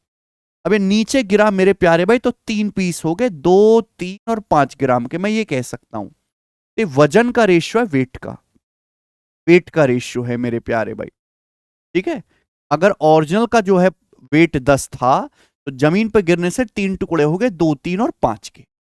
सवाल में कहा गया है कि नग का जो मूल्य है, जो क्रिस्टल का प्राइस है, वो सीधे उसके वजन के घन के साथ बदलता है, यानी कि जितना वजन होगा उसके क्यूब के रेशियो में प्राइस होगा मेरे प्यारे भाई। तो बोला है मूल्य में हुई प्रतिशत हानि बताओ। जब ये हमारा मोती टूट के गिरा तो कितने परसेंट का लॉस हुआ? सवाल में कहा गया है कि जो प्राइस है वो सीधा का सीधा क्रिस्टल के वेट की पावर 3 के साथ बदलता है। प्राइस जो है वेट की पावर 3 के डायरेक्टली प्रोपोर्शनल है। अगर वजन का रेशियो ये है मेरे प्यारे भाई, तो प्राइस क्या होगा मेरे दोस्तों? प्राइस के लिए पावर 3 करना होगा। अगर वेट 10 है तो 10 का क्यूब 1000, या मेरे दोस्तों 2 का क्यूब 8। इसका प्राइस कितना होगा? वजन 3 है, 3 का क्यूब 27, का 5 है, 5 का क्यूब 125। तो 125 प्लस 27 प्लस 8, 125 में 35 जोड़ेंगे 160। आप बोलोगे हाँ जी सर, ये प्राइस आ गया। यानी कि मैं कह सकता हूं अगर ओरिजिनल टुकड़े का प्राइस 1000 था तो इन तीनों टुकड़ों का प्राइस मिलाकर 160 है। 1000 का 160 कितना हो गया? 16%। यानी कि मेरे दोस्तों इन तीनों टुकड़ों का जो प्राइस है वो ओरिजिनल का 16% रह गया। तीनों टुकड़ों का प्राइस ओरिजिनल का 16% रह गया, यानी कि नुकसान कितना हुआ? 84% का, 84% का लॉस हुआ। कीमत पहले का केवल 16% रह गई तो बीच का 84% आपका नुकसान में चला गया। ऐसे करना है बच्चे। सवाल नंबर है 21 आपके सामने, देखिए यह सवाल आरपीएफ कांस्टेबल के पेपर का है। रेलवे में अगर मैं कहूं सबसे ज्यादा आसान अगर किसी एग्जाम में पूछता है तो कांस्टेबल के पेपर और सब इंस्पेक्टर के पेपर में ही पूछता है रेलवे में।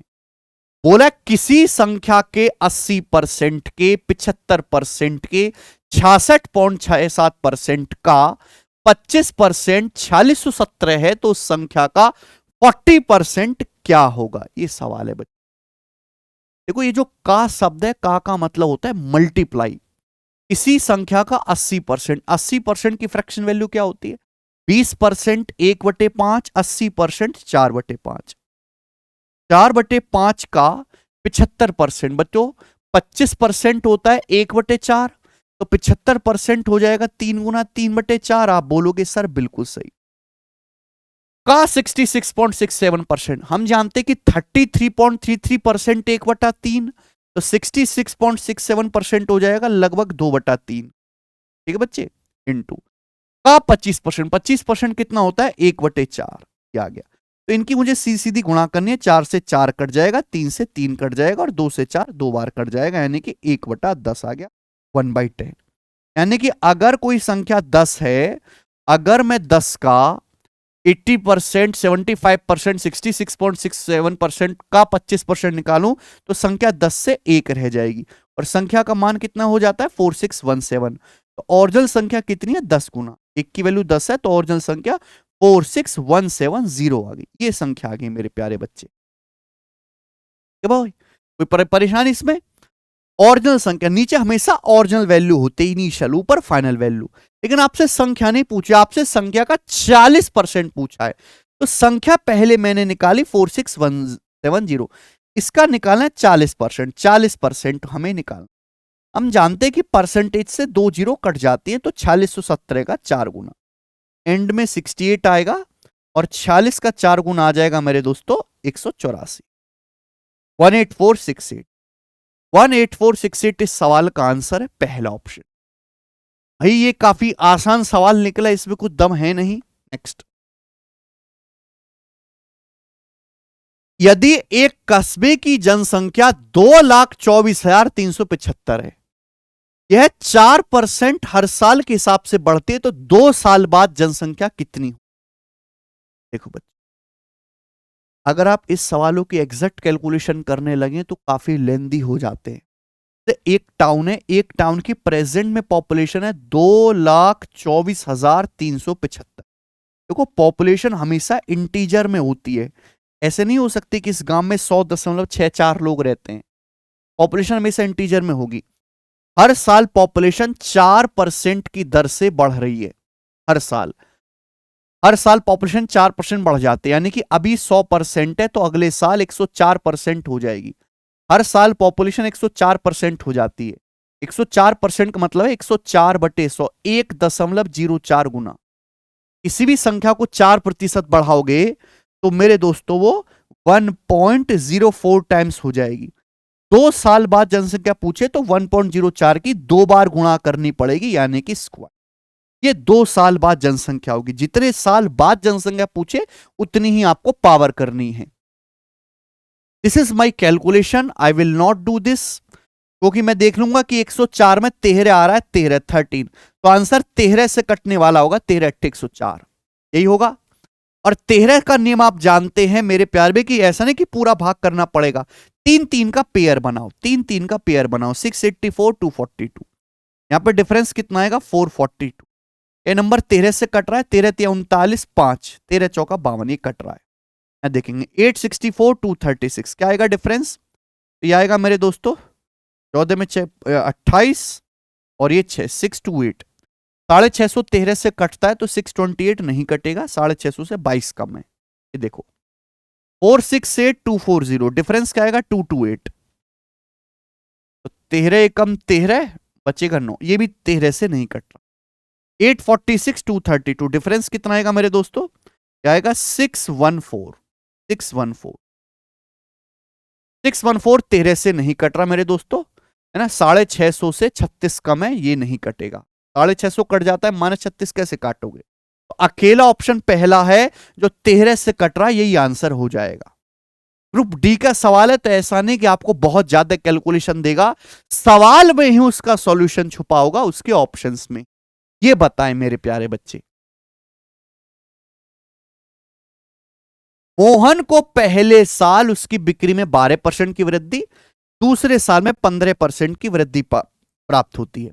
भाई मोहन की जो सेल है वो पहले साल 12% बढ़ती है और दूसरे साल मोहन की सेल 15% बढ़ती है। 15%, पहले साल 12%, दूसरे साल 15%। इसके साथ ही उसकी वर्तमान बिक्री 1,28,800। भाई अभी प्रेजेंट में जो उसकी सेल है 1,28,800, 2 साल पहले उसकी बिक्री कितनी होगी? एक बात मेरे प्यारे भैया। मैं तो इस सवाल को ऑप्शन से ही कर दूंगा।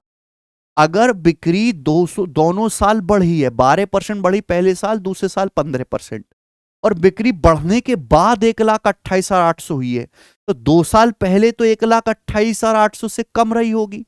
यानी कि ये दोनों आंसर तो पॉसिबल ही नहीं है, कतई पॉसिबल नहीं है।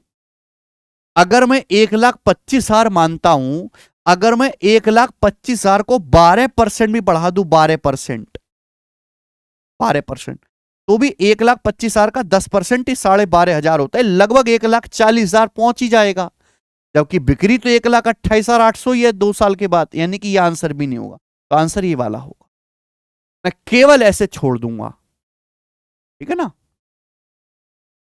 सॉल्व करना चाहते तो वो भी हो जाएगा, कोई बुराई नहीं है। पहले साल बिक्री 12% बढ़ी, दूसरे साल 15%, 2 साल में बिक्री कितनी बढ़ी, डाटा आसान है। एक्स और वाई का सक्सेस 12 + 15 + 12 × 15/100, तो आएगा 27 + 180/100, 1.8, 28.8%। तो 2 साल में बिक्री 28.8% बढ़ी, और 28.8% बढ़ने के बाद 1,28,800 हुई। तो शुरू में जो बिक्री है मेरे दोस्तों 1,00,000 रही होगी, 1,00,000 को 28.8% बढ़ाओगे तो ही 1,28,800 आएगा। आसान हो गया ना। चलिए ग्रुप डी का सवाल। लगातार 3 महीनों में ईंधन की कीमत जो फ्यूल है 15%, 12% और 10% घट जाती है। 3 महीने तक लगातार ईंधन का दाम घटता रहा, लेकिन चौथे महीने बजट आया, चौथे महीने में ईंधन की कीमत 25% बढ़ जाती है। सवाल में पूछा है इसकी ओरिजिनल कीमत की तुलना में चौथे महीने में ईंधन की कीमत में कितने परसेंट की वृद्धि या कम हुई। इन 4 महीनों में ईंधन की कीमत कितने परसेंट बढ़ी या घटी, ये निकालना है।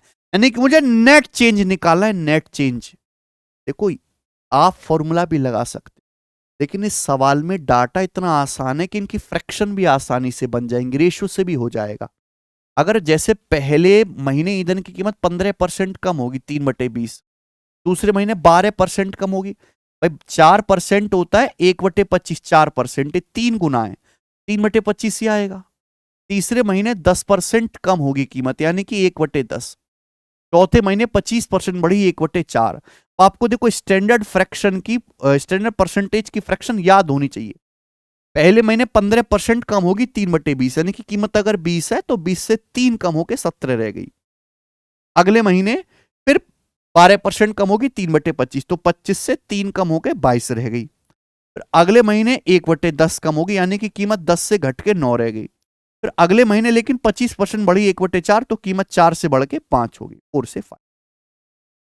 सीधी सीधी अपन लोग मल्टीप्लाई कर देंगे, तो 5 से मेरे दोस्तों 25 चला जाएगा 5 बार, और भी कुछ कट सकता है तो 2 से काट लेते हैं 11, और 2 से 4 2 बार। ये आएगा मेरे प्यारे भाई यहां पर 20 पंजे 100, 100 दुसाम 1000 दूनी 2000, 2000। और ऊपर क्या आएगा मेरे दोस्तों, ऊपर आएगा 17 इंटू 11 99, है ना। 99 मैंने ऐसे लिखा क्योंकि 99 से गुणा करना आसान है, 99 मतलब 100 - 1। 1700 में से 17 घटाएंगे 1683। ये क्या आया गुणा करने पर। देखो जब भी हम लगातार चेंज करते हैं तो मल्टीप्लाइंग फैक्टर की सीधी सीधी गुणा करते हैं, गुणा करने पर ये हमेशा इनिशियल वैल्यू और फाइनल वैल्यू का रेशियो आ जाता है। यानी कि अगर अभी ईंधन की कीमत 2000 है, पहले महीने 15% घटाएं, फिर 12% घटाएं, फिर 10%, और चौथे महीने में 25% बढ़ाएं, तो 4 महीने के बाद ईंधन की कीमत 1683 हो जाएगी। 2000 का ईंधन 4 महीने के बाद 1683 का हो जाएगा, यानी कि कीमत घट जाएगी। तो इंक्रीज वाला तो आंसर है नहीं, डिक्रीज है। 2000 से 1683 हो गया मेरे दोस्तों, तो कितना घटा, 317 घट गया, 317। 2000 का कितना बेटा, 12% तो नहीं है, 2000 का 12% होता है 240। भाई 2000 में से मेरे दोस्तों कितना घटेगा, 317। 2000 का 15% 300 होता है, 15%, 15 दूनी 30, ये तो 15% से ज्यादा है, 317, यानी कि आंसर आएगा बी ऑप्शन, 15.85% डिक्रीज होगी ईंधन की। नेक्स्ट सवाल नंबर है आपके सामने मेरे दोस्तों 25, ये बनाइए। 25 नंबर क्वेश्चन कौन करेगा? एक शहर की जनसंख्या 20% युद्ध में मर गई और बाकी जनसंख्या में से 5% एक महामारी में मर गए। इस शहर की प्रेजेंट जनसंख्या 15,200 है, तो युद्ध से पूर्व शहर की जनसंख्या कितनी थी? प्यारे, जब भी रिमेनिंग शब्द आता है ना, रिमेनिंग, आप तुरंत समझ जाओ ये सक्सेसिव है। तो मुझे नहीं पता एक शहर की जनसंख्या कितनी थी, हमें नहीं पता, लेकिन लड़ाई हुई तो लड़ाई में 20% जनसंख्या रेस्ट इन पीस हो गई। 20% जनसंख्या मर जाने के बाद जितने लोग बचे, 20% जनसंख्या मृत हो जाने के बाद जितने लोग बचे, उसमें से 5% महामारी से मर गए। बचे लोगों का 5% महामारी से मर गए। और फाइनली जो प्रेजेंट पॉपुलेशन बची है वो 15,200 बची है शहर की। तो पूछा शुरुआत में जनसंख्या कितनी थी लड़ाई से पहले, इनिशियल वैल्यू पूछी। आपको दी है फाइनल वैल्यू, पूछी है इनिशियल वैल्यू। नहीं कर सकते क्या अब आप, है ना? तो रिमेनिंग जहां शब्द आएगा वहां भी सक्सेसिव लगेगा। आप चाहे आप फॉर्मूला लगा लो, चाहे रेशियो इच्छा आपकी है। अगर 20% कम हो गया तो 1/5, 5% कम हो गया तो मैं कह सकता हूं 1/20, 1/20। 1/5 मतलब जनसंख्या 5 से 4 हो जाएगी। फिर मेरे दोस्तों बचे का 5% महामारी में मरे चले गए तो 1/20 कम हो जाएगी, यानी कि 20 से 19। अब मेरे दोस्तों ये हो गया 19 चौक 76, 76 की वैल्यू 15,200 है, 200 टाइम्स 200 गुना। नीचे 20 पंजे 100, 100 की वैल्यू भी 200 गुना होगी। साफ साफ दिख रहा है मुझे, 20 पंजे 100, 100 की वैल्यू भी 200 गुना होगी, 20,000।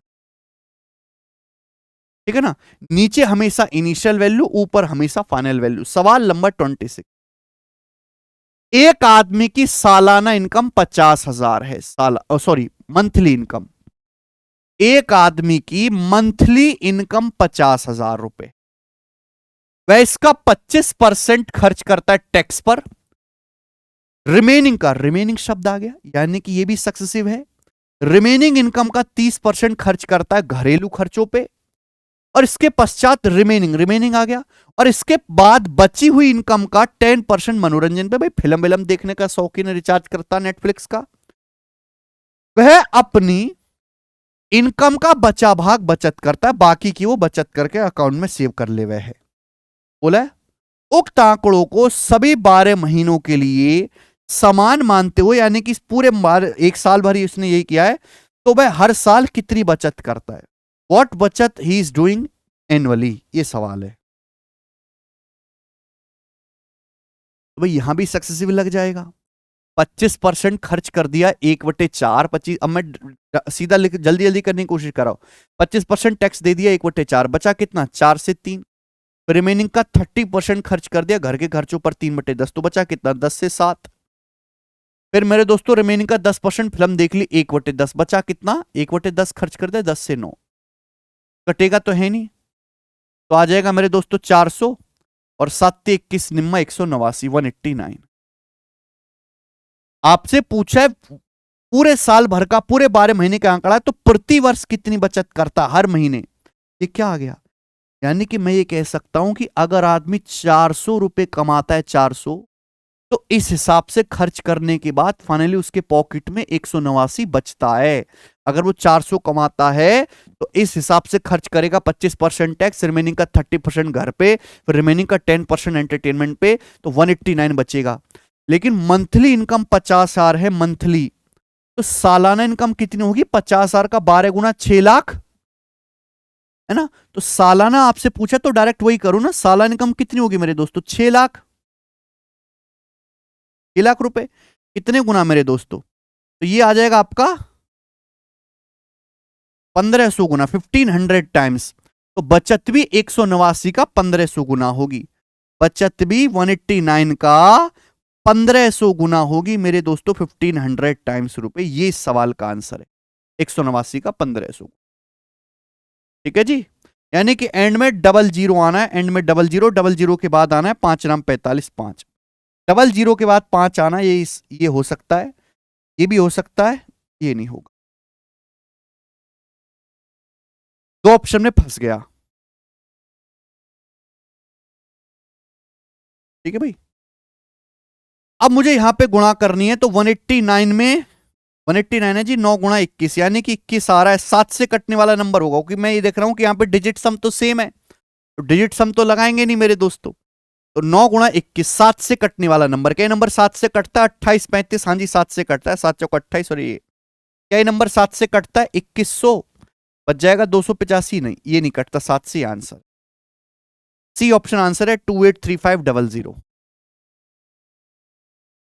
ये ऑप्शन 7 से डिवाइड होता है, 189 में 7 आ रहा है, 7 से कटने वाला ऑप्शन सी।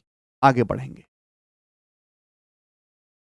लेवल 2 का सवाल। एक एग्जाम में सुनीता का स्कोर 90% है अनीता के स्कोर, जबकि अनीता का स्कोर विनीता का 110% है।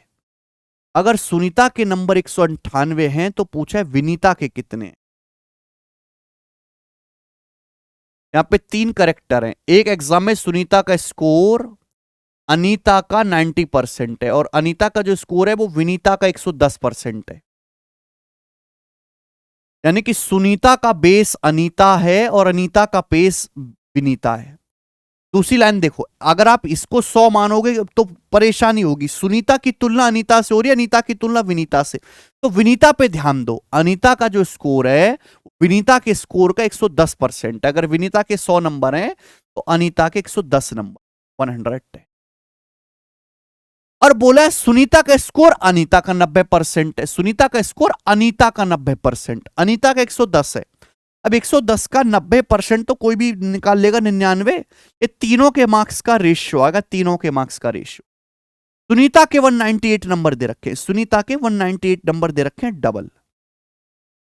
तो आपसे विनीता के पूछें, विनीता के नंबर होंगे जी 100 का डबल यानी कि 200, 100 का डबल 200 मार्क्स।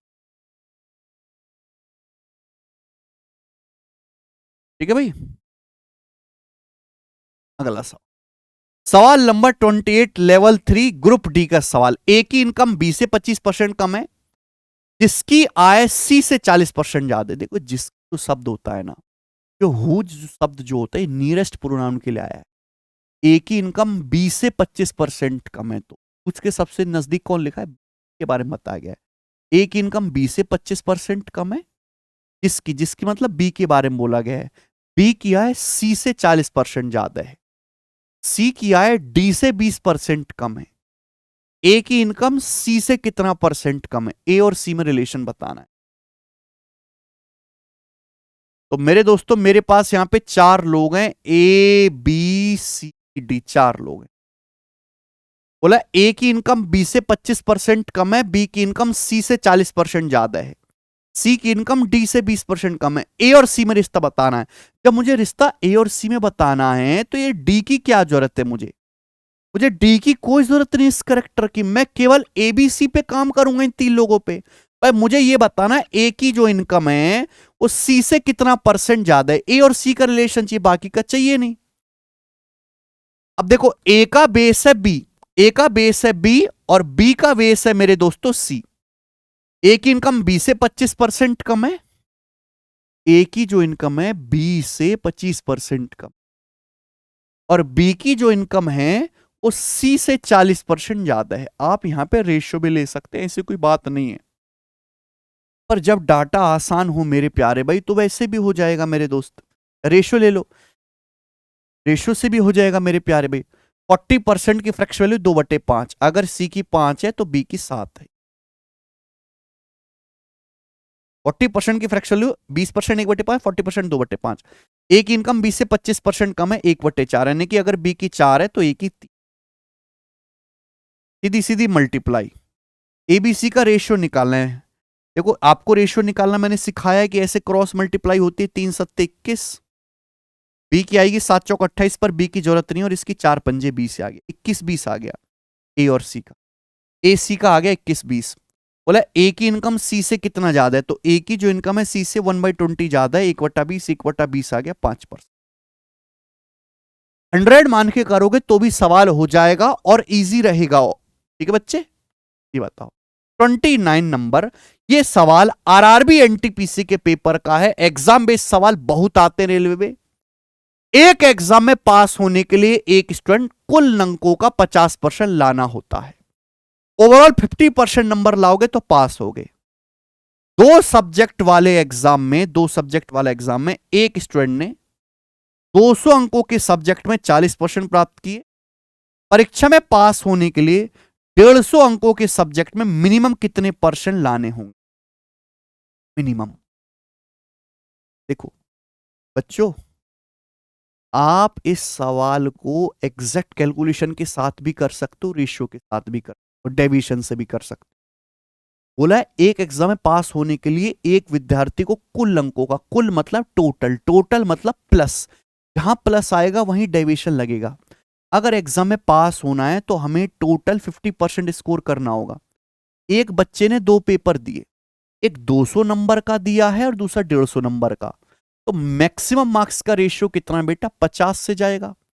4 बार 3 बार, ये मैक्सिमम मार्क्स का रेशियो है। आप बोलोगे हाँ सर, पहले सब्जेक्ट में जो 200 नंबर का है 40% नंबर आए, 40%। पूछा दूसरे सब्जेक्ट में मिनिमम कितने परसेंट इसको लाना पड़ेगा, मिनिमम पास होना है। अगर एग्जाम में पास होने के, एग्जाम में अगर पास होना है तो मिनिमम 50% चाहिए। देखो जो परसेंटेज है वो हमेशा टोटल मार्क्स को बेस मान के निकाली जाती है, इसलिए हम टोटल मार्क्स का रेशियो ले लेंगे। देखो भाई, अगर ओवरऑल 50% नंबर चाहिए ओवरऑल, तो पहले सब्जेक्ट में 50% होने चाहिए, सेकंड सब्जेक्ट में 50% नंबर होने चाहिए। लेकिन पहले सब्जेक्ट में 50% ना होके 40% या 10%, तो पहले सब्जेक्ट में 4 नंबर का 10% कम आए, 4 2 40, तो बैलेंस करने के लिए 40% नंबर एक्स्ट्रा ले लेंगे। कितने मार्क्स पर? आप बोलोगे सर 3 मार्क्स पर बटे 3 से 40 चला जाएगा, 13.33 बार, 13 यानी कि दूसरे सब्जेक्ट में 50 13 63, 63.33% मार्क्स चाहिए सेकंड में। जिस बच्चे ने हमारी डेविएशन वाली क्लास ना देखी हो, इसी चैनल पे पड़ी हुई है, डेविएशन वाली क्लास देख लीजिए।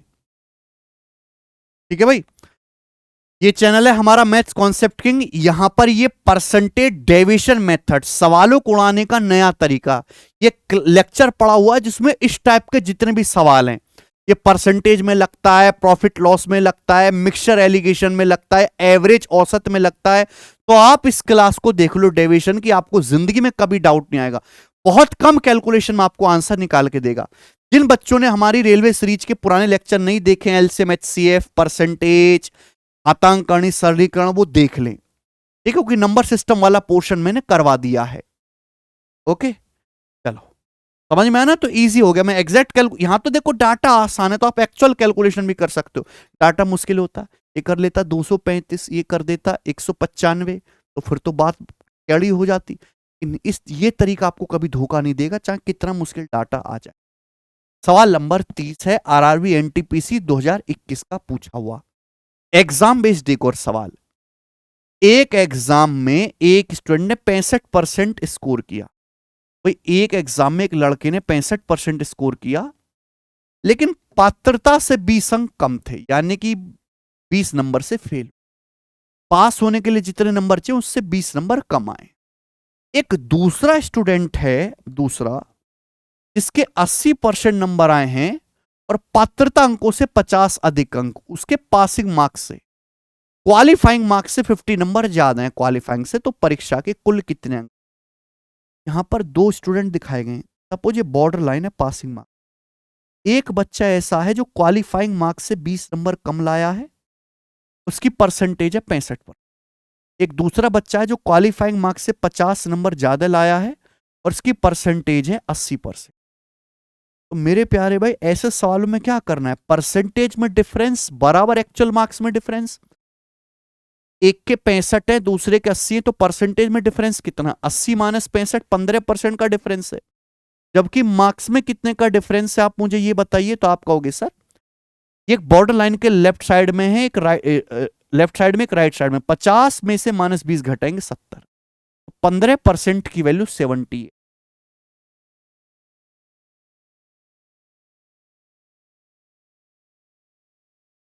ठीक है भाई, total marks of the examination, ये तो गड़बड़ है इसमें डाटा। 65% है, 20 नंबर से फेल हुआ। एक 80% नंबर लाया है, पासिंग मार्क्स से उसके 50 नंबर ज्यादा हैं। तो डिफरेंस है 70 का, परसेंटेज में डिफरेंस है 15 का। 15% की वैल्यू 70 है। 100% की वैल्यू यहां पे पूछ। सवाल का डाटा कुछ ना कुछ गड़बड़ है। 60 होगा। यहां पे 20 की जगह 10 लिख लीजिए मेरे दोस्तों, है ना। इस सवाल का डाटा कुछ गड़बड़ है, 20 की जगह यहां पर आप 10 लिख दीजिए। 10। अगर ये 10 होगा मेरे प्यारे भाई 10, तो आप ये कह सकते हैं कि एक लड़का 10 से फेल हुआ, दूसरा 50 से पास हुआ। तो डिफरेंस कितने का है? 60 का। मार्क्स में कितने का डिफरेंस है? 60 का। जबकि परसेंटेज में 15% का। तो 15% की वैल्यू 60 है, 1% की वैल्यू 4 आ गई। 100% की वैल्यू आपसे पूछिए, अधिकतम अंक 400। परीक्षा के जो कुल अंक है वो 400 हैं और आंसर इस सवाल का डी ऑप्शन। एक ही लॉजिक की परसेंटेज में डिफरेंस बराबर एक्चुअल मार्क्स में डिफरेंस। दैट्स इट जी। अब इसके आगे करेंगे सवाल नंबर 31। क्वेश्चन आरआरबी एनटीपीसी का है। एक एग्जाम में 35% स्टूडेंट एक सब्जेक्ट में फेल हुए, 42% दूसरे सब्जेक्ट में फेल हुए। 30% ऐसे हैं जो दोनों ही सब्जेक्ट में फेल हुए। 30% ये टोटल स्टूडेंट 2500 हैं, कुल विद्यार्थी। तो पूछा केवल एक सब्जेक्ट में कितने विद्यार्थी फेल हुए? केवल एक सब्जेक्ट में है भाई। विद्यार्थियों की कुल संख्या 2500 है, तो केवल एक सब्जेक्ट में। अच्छा सवाल है मेरे प्यारे भाई, बताओ कौन करेगा? आप ये समझने की कोशिश करो मेरे दोस्तों कि जैसे 100% होता है। साल बोला है कि 35% एक सब्जेक्ट में फेल हुए, 42% दूसरे सब्जेक्ट में फेल हुए, 30% दोनों सब्जेक्ट में फेल हुए। तो ये 30% ऐसे हैं मेरे प्यारे भाई जो दोनों सब्जेक्ट में फेल हुए। अब जैसे मैंने दो सब्जेक्ट बोल दिए ए और बी, तो कुछ तो ऐसे होंगे ना जो दोनों में फेल हुए। तो यही है 30% कॉमन जो दोनों सब्जेक्ट में फेल हुए। पहले में 35% फेल हुए, तो 30 है तो यहां कितना आएगा? 5% आएगा। दूसरे में 42% फेल हुए, 30 है तो यहां 12 आएगा। 12% आप बोलोगे हाँ जी। तो पूछा टोटल स्टूडेंट अगर 25 हो तो केवल एक सब्जेक्ट में फेल होने वाले ये वो स्टूडेंट है जो केवल सब्जेक्ट ए में फेल हुए। केवल सब्जेक्ट ए में। ये वो स्टूडेंट है जो केवल सब्जेक्ट बी में फेल हुए। तो केवल एक सब्जेक्ट में फेल होने वाले कितने स्टूडेंट है?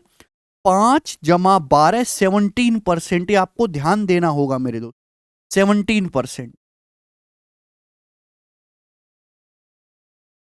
ठीक बच्चे, यानी कि 2500 अगर टोटल है तो 2500 का 17% केवल एक सब्जेक्ट में फेल हुए हैं। तो कितना आ जाएगा? 25 गुणा 17 क्या जाएगा मेरे दोस्तों? 500 से 75 कम 425। इस सवाल का आंसर बी ऑप्शन है 420। आसान सवाल है, लॉजिकली आप कुछ इसमें सोचना है, ये बताएंगे दोस्त। सवाल नंबर 32।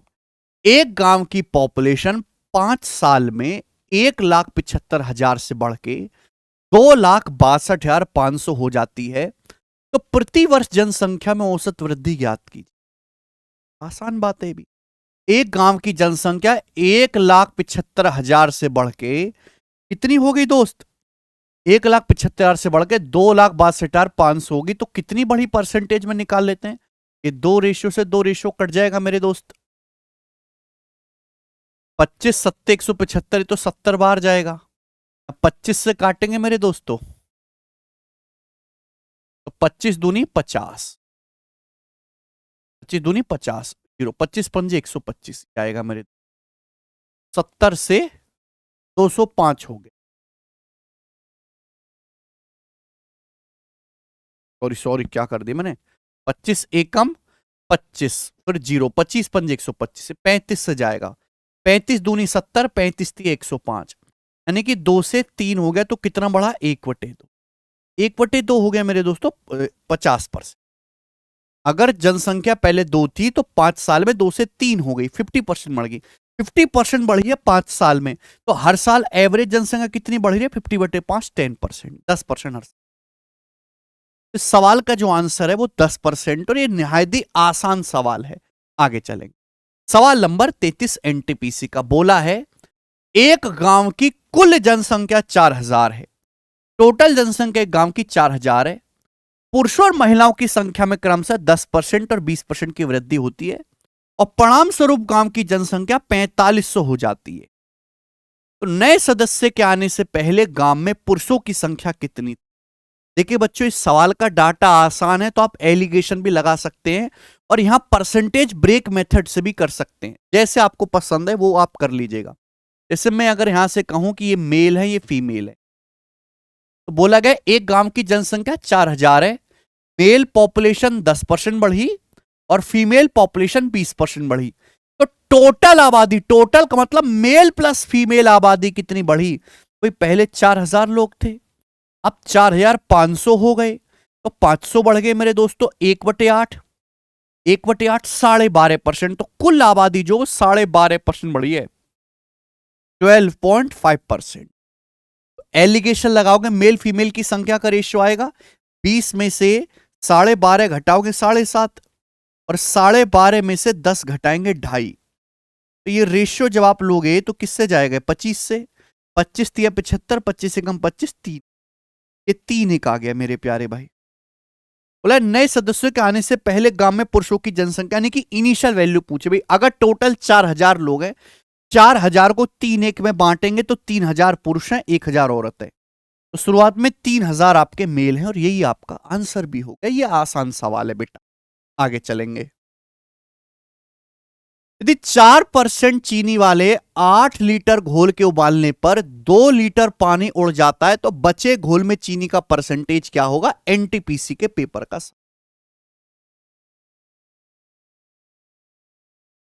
सवाल बहुत आसान है, थोड़ा सा दिमाग लगाओ। हमारे पास एक चीनी पानी का घोल है, शुगर सॉल्यूशन। जब हम एक सॉलिड में एक लिक्विड मिलाते हैं, पानी में हमने चीनी मिलाई तो हम उसे सॉल्यूशन घोल बोलते हैं। हमारे पास एक घोल है 8 लीटर चीनी का, उसमें चीनी कितनी है? 4%। अब हम इसको उबालते, 2 लीटर पानी भाप बन के उड़ जाता है। लॉजिक ये समझना है, अगर आप चीनी पानी के घोल को गर्म करोगे तो पानी तो भाप बन के उड़ जाएगा पर चीनी की क्वांटिटी नहीं बदलेगी, चीनी जितनी पहले थी उतनी रहेगी। अगर मेरे पास 8 लीटर घोल है और 8 लीटर घोल में चीनी कितनी है मेरे दोस्त?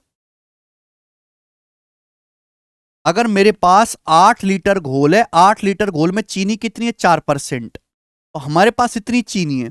अब जब मैंने इसको गर्म किया तो 8 लीटर में से 2 लीटर पानी भाप बन के उड़ गया, तो अब पानी कितना बचा? 6 लीटर। 8 में से 2 उड़ गया, पानी बचा 6 लीटर। बोला अब बचे घोल में चीनी का परसेंटेज, तो अब बचा घोल 6 लीटर है, लेकिन 6 लीटर में चीनी तो यही रहेगी मेरे प्यारे भाई, चीनी की क्वांटिटी थोड़ा ना बदलेगी। तो अब 6 लीटर घोल में इतनी चीनी है, परसेंटेज में कितना आ गया बेटा? 32/6 आ गया, 16/3। तो 16/3% अब घोल में चीनी का परसेंटेज हो गया, बी ऑप्शन। ठीक है, तो ये बहुत आसान सवाल है, कोई भी इसमें परेशानी। आगे चल, सवाल नंबर 35। किसी दी गई आबादी में 20% आबादी अस्थमा से जो है प्रभावित है। एक पॉपुलेशन में 20% लोगों को अस्थमा की बीमारी हो रहा है, जिसमें से 90% अस्थमा के रोगी आटा मिलों में काम करते हैं। इन 20% जिनको अस्थमा हो रखा है, इनके 90% आटा मिल में काम करते हैं। कुल जनसंख्या का 30% आटा मिलों में काम कर रहा है। कुल जनसंख्या में 30% लोग हैं जो आटा मिल में काम कर रहे हैं। तो आटा मिलों में काम करने वाले लोगों का परसेंटेज क्या होगा जो अस्थमा से पीड़ित है? बोला उन लोगों का परसेंटेज बताओ आटा मिल में जो काम कर रहे हैं जो अस्थमा से पीड़ित है। ठीक है भाई, वॉट विल बी द, अच्छा सवाल है मेरे प्यारे भाई, what will be the percentage of people working in flour mills who are suffered from asthma? मैंने मान लिया कि टोटल 100 लोग हैं, 100। मैंने मान लिया गांव में टोटल 100 लोग हैं, 100 में से आटा मिल में कितने काम कर रहे हैं? 30। 100 का 30%, 100 में से 30% लोग आटा मिल में काम कर रहे हैं, 30 आ गए। तो 100 में से टोटल 30 लोग ऐसे जो आटा मिल में काम कर रहे हैं, आटा मिल में। अब 100 में से 20%, 100 का 20% को मेरे दोस्तों अस्थमा हो रखा है, यानी कि 20 लोगों, और इन 20 लोगों का 90%, 20 का 90% कितना आ जाएगा? 18। ये आटा मिल में काम करते हैं। यानी कि टोटल 30 लोग आटा मिल में काम करते हैं, और इन 30 लोगों में से कितने लोगों को अस्थमा हो रखा है? 18। तो 30 लोगों में से 18 को अस्थमा हो रखा है, परसेंटेज में कितना आ जाएगा? 60% ही आंसर। तो इस सवाल में ऐसे कुछ खास दम था नहीं। 30 में से 18 लोगों को अस्थमा हो रखा है, 60%। क्लियर है? आटा मिल में काम करने वाले 30 में से 18 को है। 36 नंबर एनटीपीसी का सवाल है। ए बी का 7.5% है, बी सी का 1.5% है, डी सी का 5% है। ए डी का रेशियो ज्ञात कीजिए। अच्छा देखो बच्चों, जब भी ऐसा क्वेश्चन आए सवाल में ए बी का रेशियो दिया है, बी सी के बारे में दिया है, डी सी के बारे में दिया है, तो आपसे पूछा क्या है? इनिशियल वैल्यू, शुरुआत की संख्या और सबसे आखिर की संख्या का रेशियो। जब भी ऐसा सवाल आए कुछ मत करिए, आप यहां से ए बी का रेशियो बनाइए, बीसी का रेशियो बनाइए, सीडी का रेशियो बनाइए। अगर आपसे इनिशियल वैल्यू और फाइनल वैल्यू का रेशियो पूछा है तो आप इन सब का रेशियो निकालो। पहली लाइन, ए बी का 7.5% है, 2.5% 1/40, 7.5% 3/40। ए बी का 7.5% है, बी का, यानी कि बी का मान अगर 40 है तो ए का मान 3। ए बी का रेशियो है। आगे चल, मतलब बी सी का 1.5% है। 1.5% कितना होता है बच्चे? 1.5% होता है जी 3/2%, और परसेंटेज होता है मेरे दोस्तों बटा 100, 3/200। बी सी का 1.5% यानी कि सी का मान अगर 200 है तो बी का मान 3। ये बी सी का रेशियो। डी सी का 5% है, डी जो है वो सी का 5% है। 5% मतलब 1/20। डी सी का, यहां पे बेस सी है बच्चे, डी सी का 5% है, सी का, यानी कि सी का मान अगर 20 है तो डी का मान 1। अब मुझे यहां पे ए और डी का रेशियो पूछा है, ए डी का, तो सीधी सीधी मल्टीप्लाई करने से फायदा क्या है कि बी से बी कट जाएगा और आपका सी से सी कट जाएगा, है ना? लेफ्ट राइट की चीजें कट जाती है, बचेगा क्या? इनिशियल वैल्यू ए और फाइनल वैल्यू डी, ए से डी का ही रेशियो बचेगा। ठीक है मेरे प्यारे भाई। अब देखो यहां से क्या आएगा, 20 से 200 कट जाएगा 10 बार, और कुछ नहीं कटेगा, 3 या 9 रेशियो। 40 की 10 में गुणा करेंगे 400। ए से डी का रेशियो आ गया 9:400 ही आंसर। कर पाओगे? यही लेवल लेने वाला आपका रेलवे के एग्जाम का। आप ये मान के चलिए कि जितने भी बच्चे रेलवे का पेपर देंगे, 2 साल पहले भी ऐसे सवाल आए थे, आज भी ये सवाल आएंगे, लेकिन ये मान के चलो रेलवे की कट ऑफ आसमान को टच करेगी। आपके पास स्कोप नहीं होगा कि इन आसान सवालों में से 2 सवाल भी गलत कराओ। अगर आप गणित के 2 सवाल गलत कराते हैं, ऐसी आप रीजनिंग और इनके भी इंग्लिश तो आएगी नहीं, जीके के ऐसे इजी क्वेश्चन गलत करा रहे हैं तो आप रेस से बाहर है। आसान पेपर यानी कि 100% मैक्सिमम से मैक्सिमम आपका पेपर करेक्ट होना चाहिए। टफ के पीछे भागना नहीं है। पेपर मुश्किल आता है, 10 सवाल आए पेपर में, 10 के 10 मुश्किल है, तो क्या होगा भाई? 10 में से 3 ठीक कर दे, और 10 के 10 सवाल आसान है तो एग्जाम नहीं तो कहेगा ना लप्पड़ मार दूंगा अगर 8-9 से नीचे सही करे तो। ऐसी आपके साथ होना है।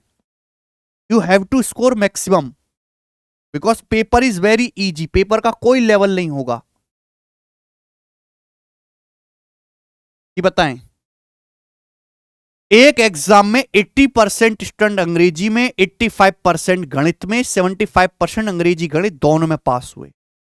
40 स्टूडेंट दोनों में फेल हो जाते हैं। 40 तो स्टूडेंट की कुल संख्या ज्ञात करो। कुल संख्या देखो मेरे, 80% अंग्रेजी में, 85% मैथ में, और 75% अंग्रेजी और मैथ दोनों में पास हो जाए, दोनों में। तो कम से कम सवाल में बोला है 40 स्टूडेंट दोनों सब्जेक्ट में फेल हो जाते हैं, 40 दोनों सब्जेक्ट में। तो मुझे ये निकालना है मेरे प्यारे भाई, मुझे यहां पर ये निकालना है छात्रों की टोटल नंबर ऑफ स्टूडेंट निकालने हैं। आपको वैल्यू किसकी दी है?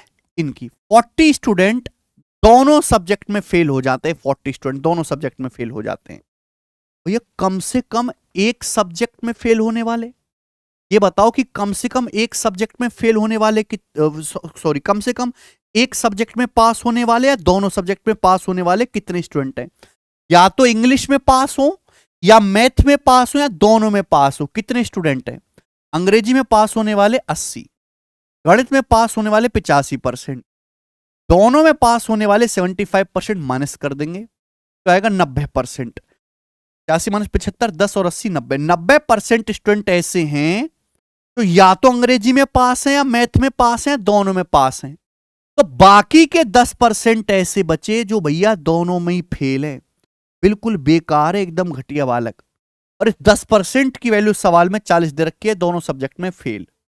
आपसे पूछे कुल विद्यार्थी होते हैं 100%, एक जीरो चुपका दो, 100% के लिए 400, ये याद, डी ऑप्शन। इस सवाल में भी कुछ दम नहीं था, आगे चले। 38 नंबर, पी को 500 में से 360 नंबर मिले, पी के मार्क्स क्यू से 10% कम है, क्यू को आर से 25% ज्यादा नंबर मिले और आर को एस से 20% कम नंबर मिले। एस के परसेंटेज क्या है, एस का परसेंटेज। सवाल है आरआरबी जूनियर इंजीनियर का। यहां पे तो काफी सारे करेक्टर हैं, यहां पे तो काफी सारे करेक्टर हैं, P Q R S, P Q R S. अब यहां पे मेरे दोस्तों हम लोग बना लेते हैं रेशियो बना लेते हैं मेरे प्यारे भाई। पी के मार्क्स, पी के जो मार्क्स हैं वो क्यू से 10% कम है, क्यू के मार्क्स आर से 25% ज्यादा हैं और आर के मार्क्स एस से 20% कम है। तो पी का बेस क्यू है, क्यू का बेस आर है, आर का बेस एस है, यही बोला गया है। तो हम यहां से शुरुआत करेंगे। मैंने मान लिया कि एस के 100 है, आर को एस से 20% कम, आर के 20% कम नंबर आए, 100 से 20% कम 80। क्यू को आर से 25% ज्यादा है, क्यू को आर से 25% ज्यादा है। 80 का 25% क्या होता है, 80 का 25% होता है 20, 80 से 20 ज्यादा है, वापस 100 हो गया। अब बोला पी के मार्क्स क्यू से 10% कम है, 100 से 10% कम कितना आ गया, 90। अब बताओ पी को नंबर मिले कितने, 360, पी को 360 नंबर मिले, पी को 360 नंबर मिले 4 गुना, एस को कितने नंबर मिले, 4 गुना 400। एस के जो नंबर है 400 है, लेकिन पूछा है परसेंटेज कितनी है, एस को कितने परसेंट मिले। टोटल अधिकतम अंक कितने, 500। तो 500 में से एस को 400 नंबर मिले, कितना होता है 4/5, 80%। तो 80% नंबर दोस्त एस को मिले। अब ऐसा सवाल भी नहीं करोगे तो आप कहां जाओगे, नेक्स्ट ही बताइए। सवाल है आपके सामने 39। एक इलाके में सर्वे किया गया और यह पाया कि 50% लोग समाचार पत्र ए पढ़ते, 50% लोग ए न्यूज़पेपर मंगा के पढ़ते हैं, 40% लोग न्यूज़पेपर बी पढ़ते हैं, 20% ऐसे हैं मेरी तरह जो ना तो न्यूज़पेपर ए पढ़ते हैं ना ही न्यूज़पेपर बी पढ़ते, भरोसा ही नहीं। यदि ए और बी दोनों समाचार पत्र पढ़ने वाले, क्वेश्चन कह रहा है दोनों न्यूज़पेपर पढ़ने वालों की संख्या 500 है, कितने लोगों का सर्वेक्षण किया गया, टोटल सर्वे। तो भैया मुझे यह पता करना पड़ेगा, सवाल में दिया क्या है, ए और बी दोनों न्यूज़पेपर पढ़ने वालों की संख्या 500, कुछ बिल्कुल ठलवा लोग हैं, रिटायर हो गए होंगे, तो वो ए और बी दोनों न्यूज़पेपर पढ़ते, इनकी संख्या 500 है, मुझे ये निकालना पड़ेगा। ठीक है, ये हैं कितने। अब देखो समझने वाली बात यह है, अगर 20% लोग ऐसे हैं जिनका न्यूज़पेपर से कोई लेना देना नहीं है, ना तो ए पढ़ते हैं ना बी पढ़ते हैं, यानी कि मैं कह सकता हूं 80%, 80% लोग ऐसे हैं जो या तो न्यूज़पेपर ए पढ़ते हैं या बी पढ़ते हैं या दोनों पढ़ते हैं। अगर 100% में से 20% कोई न्यूज़पेपर नहीं पढ़ रहे तो बाकी का 80% या तो न्यूज़पेपर ए पढ़ रहे हैं या बी पढ़ रहे हैं मेरे प्यारे भाई। क्लियर है, न्यूज़पेपर ए पढ़ने वाले 50% लोग हैं, बी पढ़ने वाले 40% लोग हैं। ठीक भैया, इसमें से क्या ए और बी दोनों पढ़ने वाले भी होंगे, कुछ माइनस करना पड़ेगा, कितना आएगा मेरे दोस्तों, 10%, ये भी 10% आ गया। तो 10% लोग ऐसे हैं, 5 4 9 माइनस 50 40 90 माइनस 10 80, 10% लोग ऐसे जो दोनों न्यूज़पेपर पढ़ते हैं ए और बी। 10% की वैल्यू 500 है मेरे दोस्तों, यहां से टोटल पूछा है 5000 आ जाएगा, 5000, 100%। क्लियर, आप बोलोगे हाँ जी सर। सवाल नंबर है 40, और यह है आज की क्लास का आखिरी सवाल। इसी के साथ हम आखिरी सवाल पे आ चुके हैं। ये सारे सवाल मैंने आपको हमारी इस प्यारी बुक गणित complete practice book railway exam के लिए जो आरबीटी पब्लिकेशन की तरफ से आती है, इस बुक से मैंने सॉल्व करवा। ठीक है, इसी लेवल के सवाल दोबारा से रिपीट होने वाले हैं। ये बहुत पतली सी किताब है, तो कोई बच्चा रेलवे के प्रीवियस ईयर के सारे क्वेश्चन सॉल्व करना चाहता है, जितनी जरूरत है रेलवे के, अगर सारे क्वेश्चन करने बैठो तो 16-17 हजार सवाल हैं सारे एग्जाम्स के मिला के। लेकिन इस बुक में मात्र आपको 4000 सवाल ही ऐसे हैं जो करने हैं। बाकी रिपीटेड जो सवाल है वो हमने हटा दिया है। तो आज के लेक्चर में हमने एक टाइप का एक ही सवाल किया है। ऐसी इस बुक में भी आपको एक टाइप का एक दो क्वेश्चन मिलेगा। ठीक है बच्चों, नेक्स्ट सवाल नंबर 40। किसी आयत की लंबाई को आधा, चौड़ाई को 3 गुना कर दिया जाता है, एरिया कितने % बढ़ जाएगा? देखो, एरिया जो होता है आयत का वो लंबाई गुणा चौड़ाई होता है। हमने लंबाई को आधा कर दिया, आधे का मतलब 1/2। अगर लंबाई 2 थी तो 2 से 1 होगी। चौड़ाई 3 गुना कर दी, चौड़ाई 3 गुना मतलब अगर चौड़ाई पहले 1 थी तो हमने चौड़ाई 1 से, एरिया इस रेशियो में चेंज हुआ। यानी कि एरिया हमारा 2 एकम 2 से 3 एकम 3 हो गया, तो एरिया 2 से 3 होगा, तो एरिया बढ़ गया 1/2 50%। हमारा एरिया 50%। जूनियर इंजीनियर का सवाल है। ऐसे सवालों से आप रेलवे में इंजीनियर भी बन सकते हैं।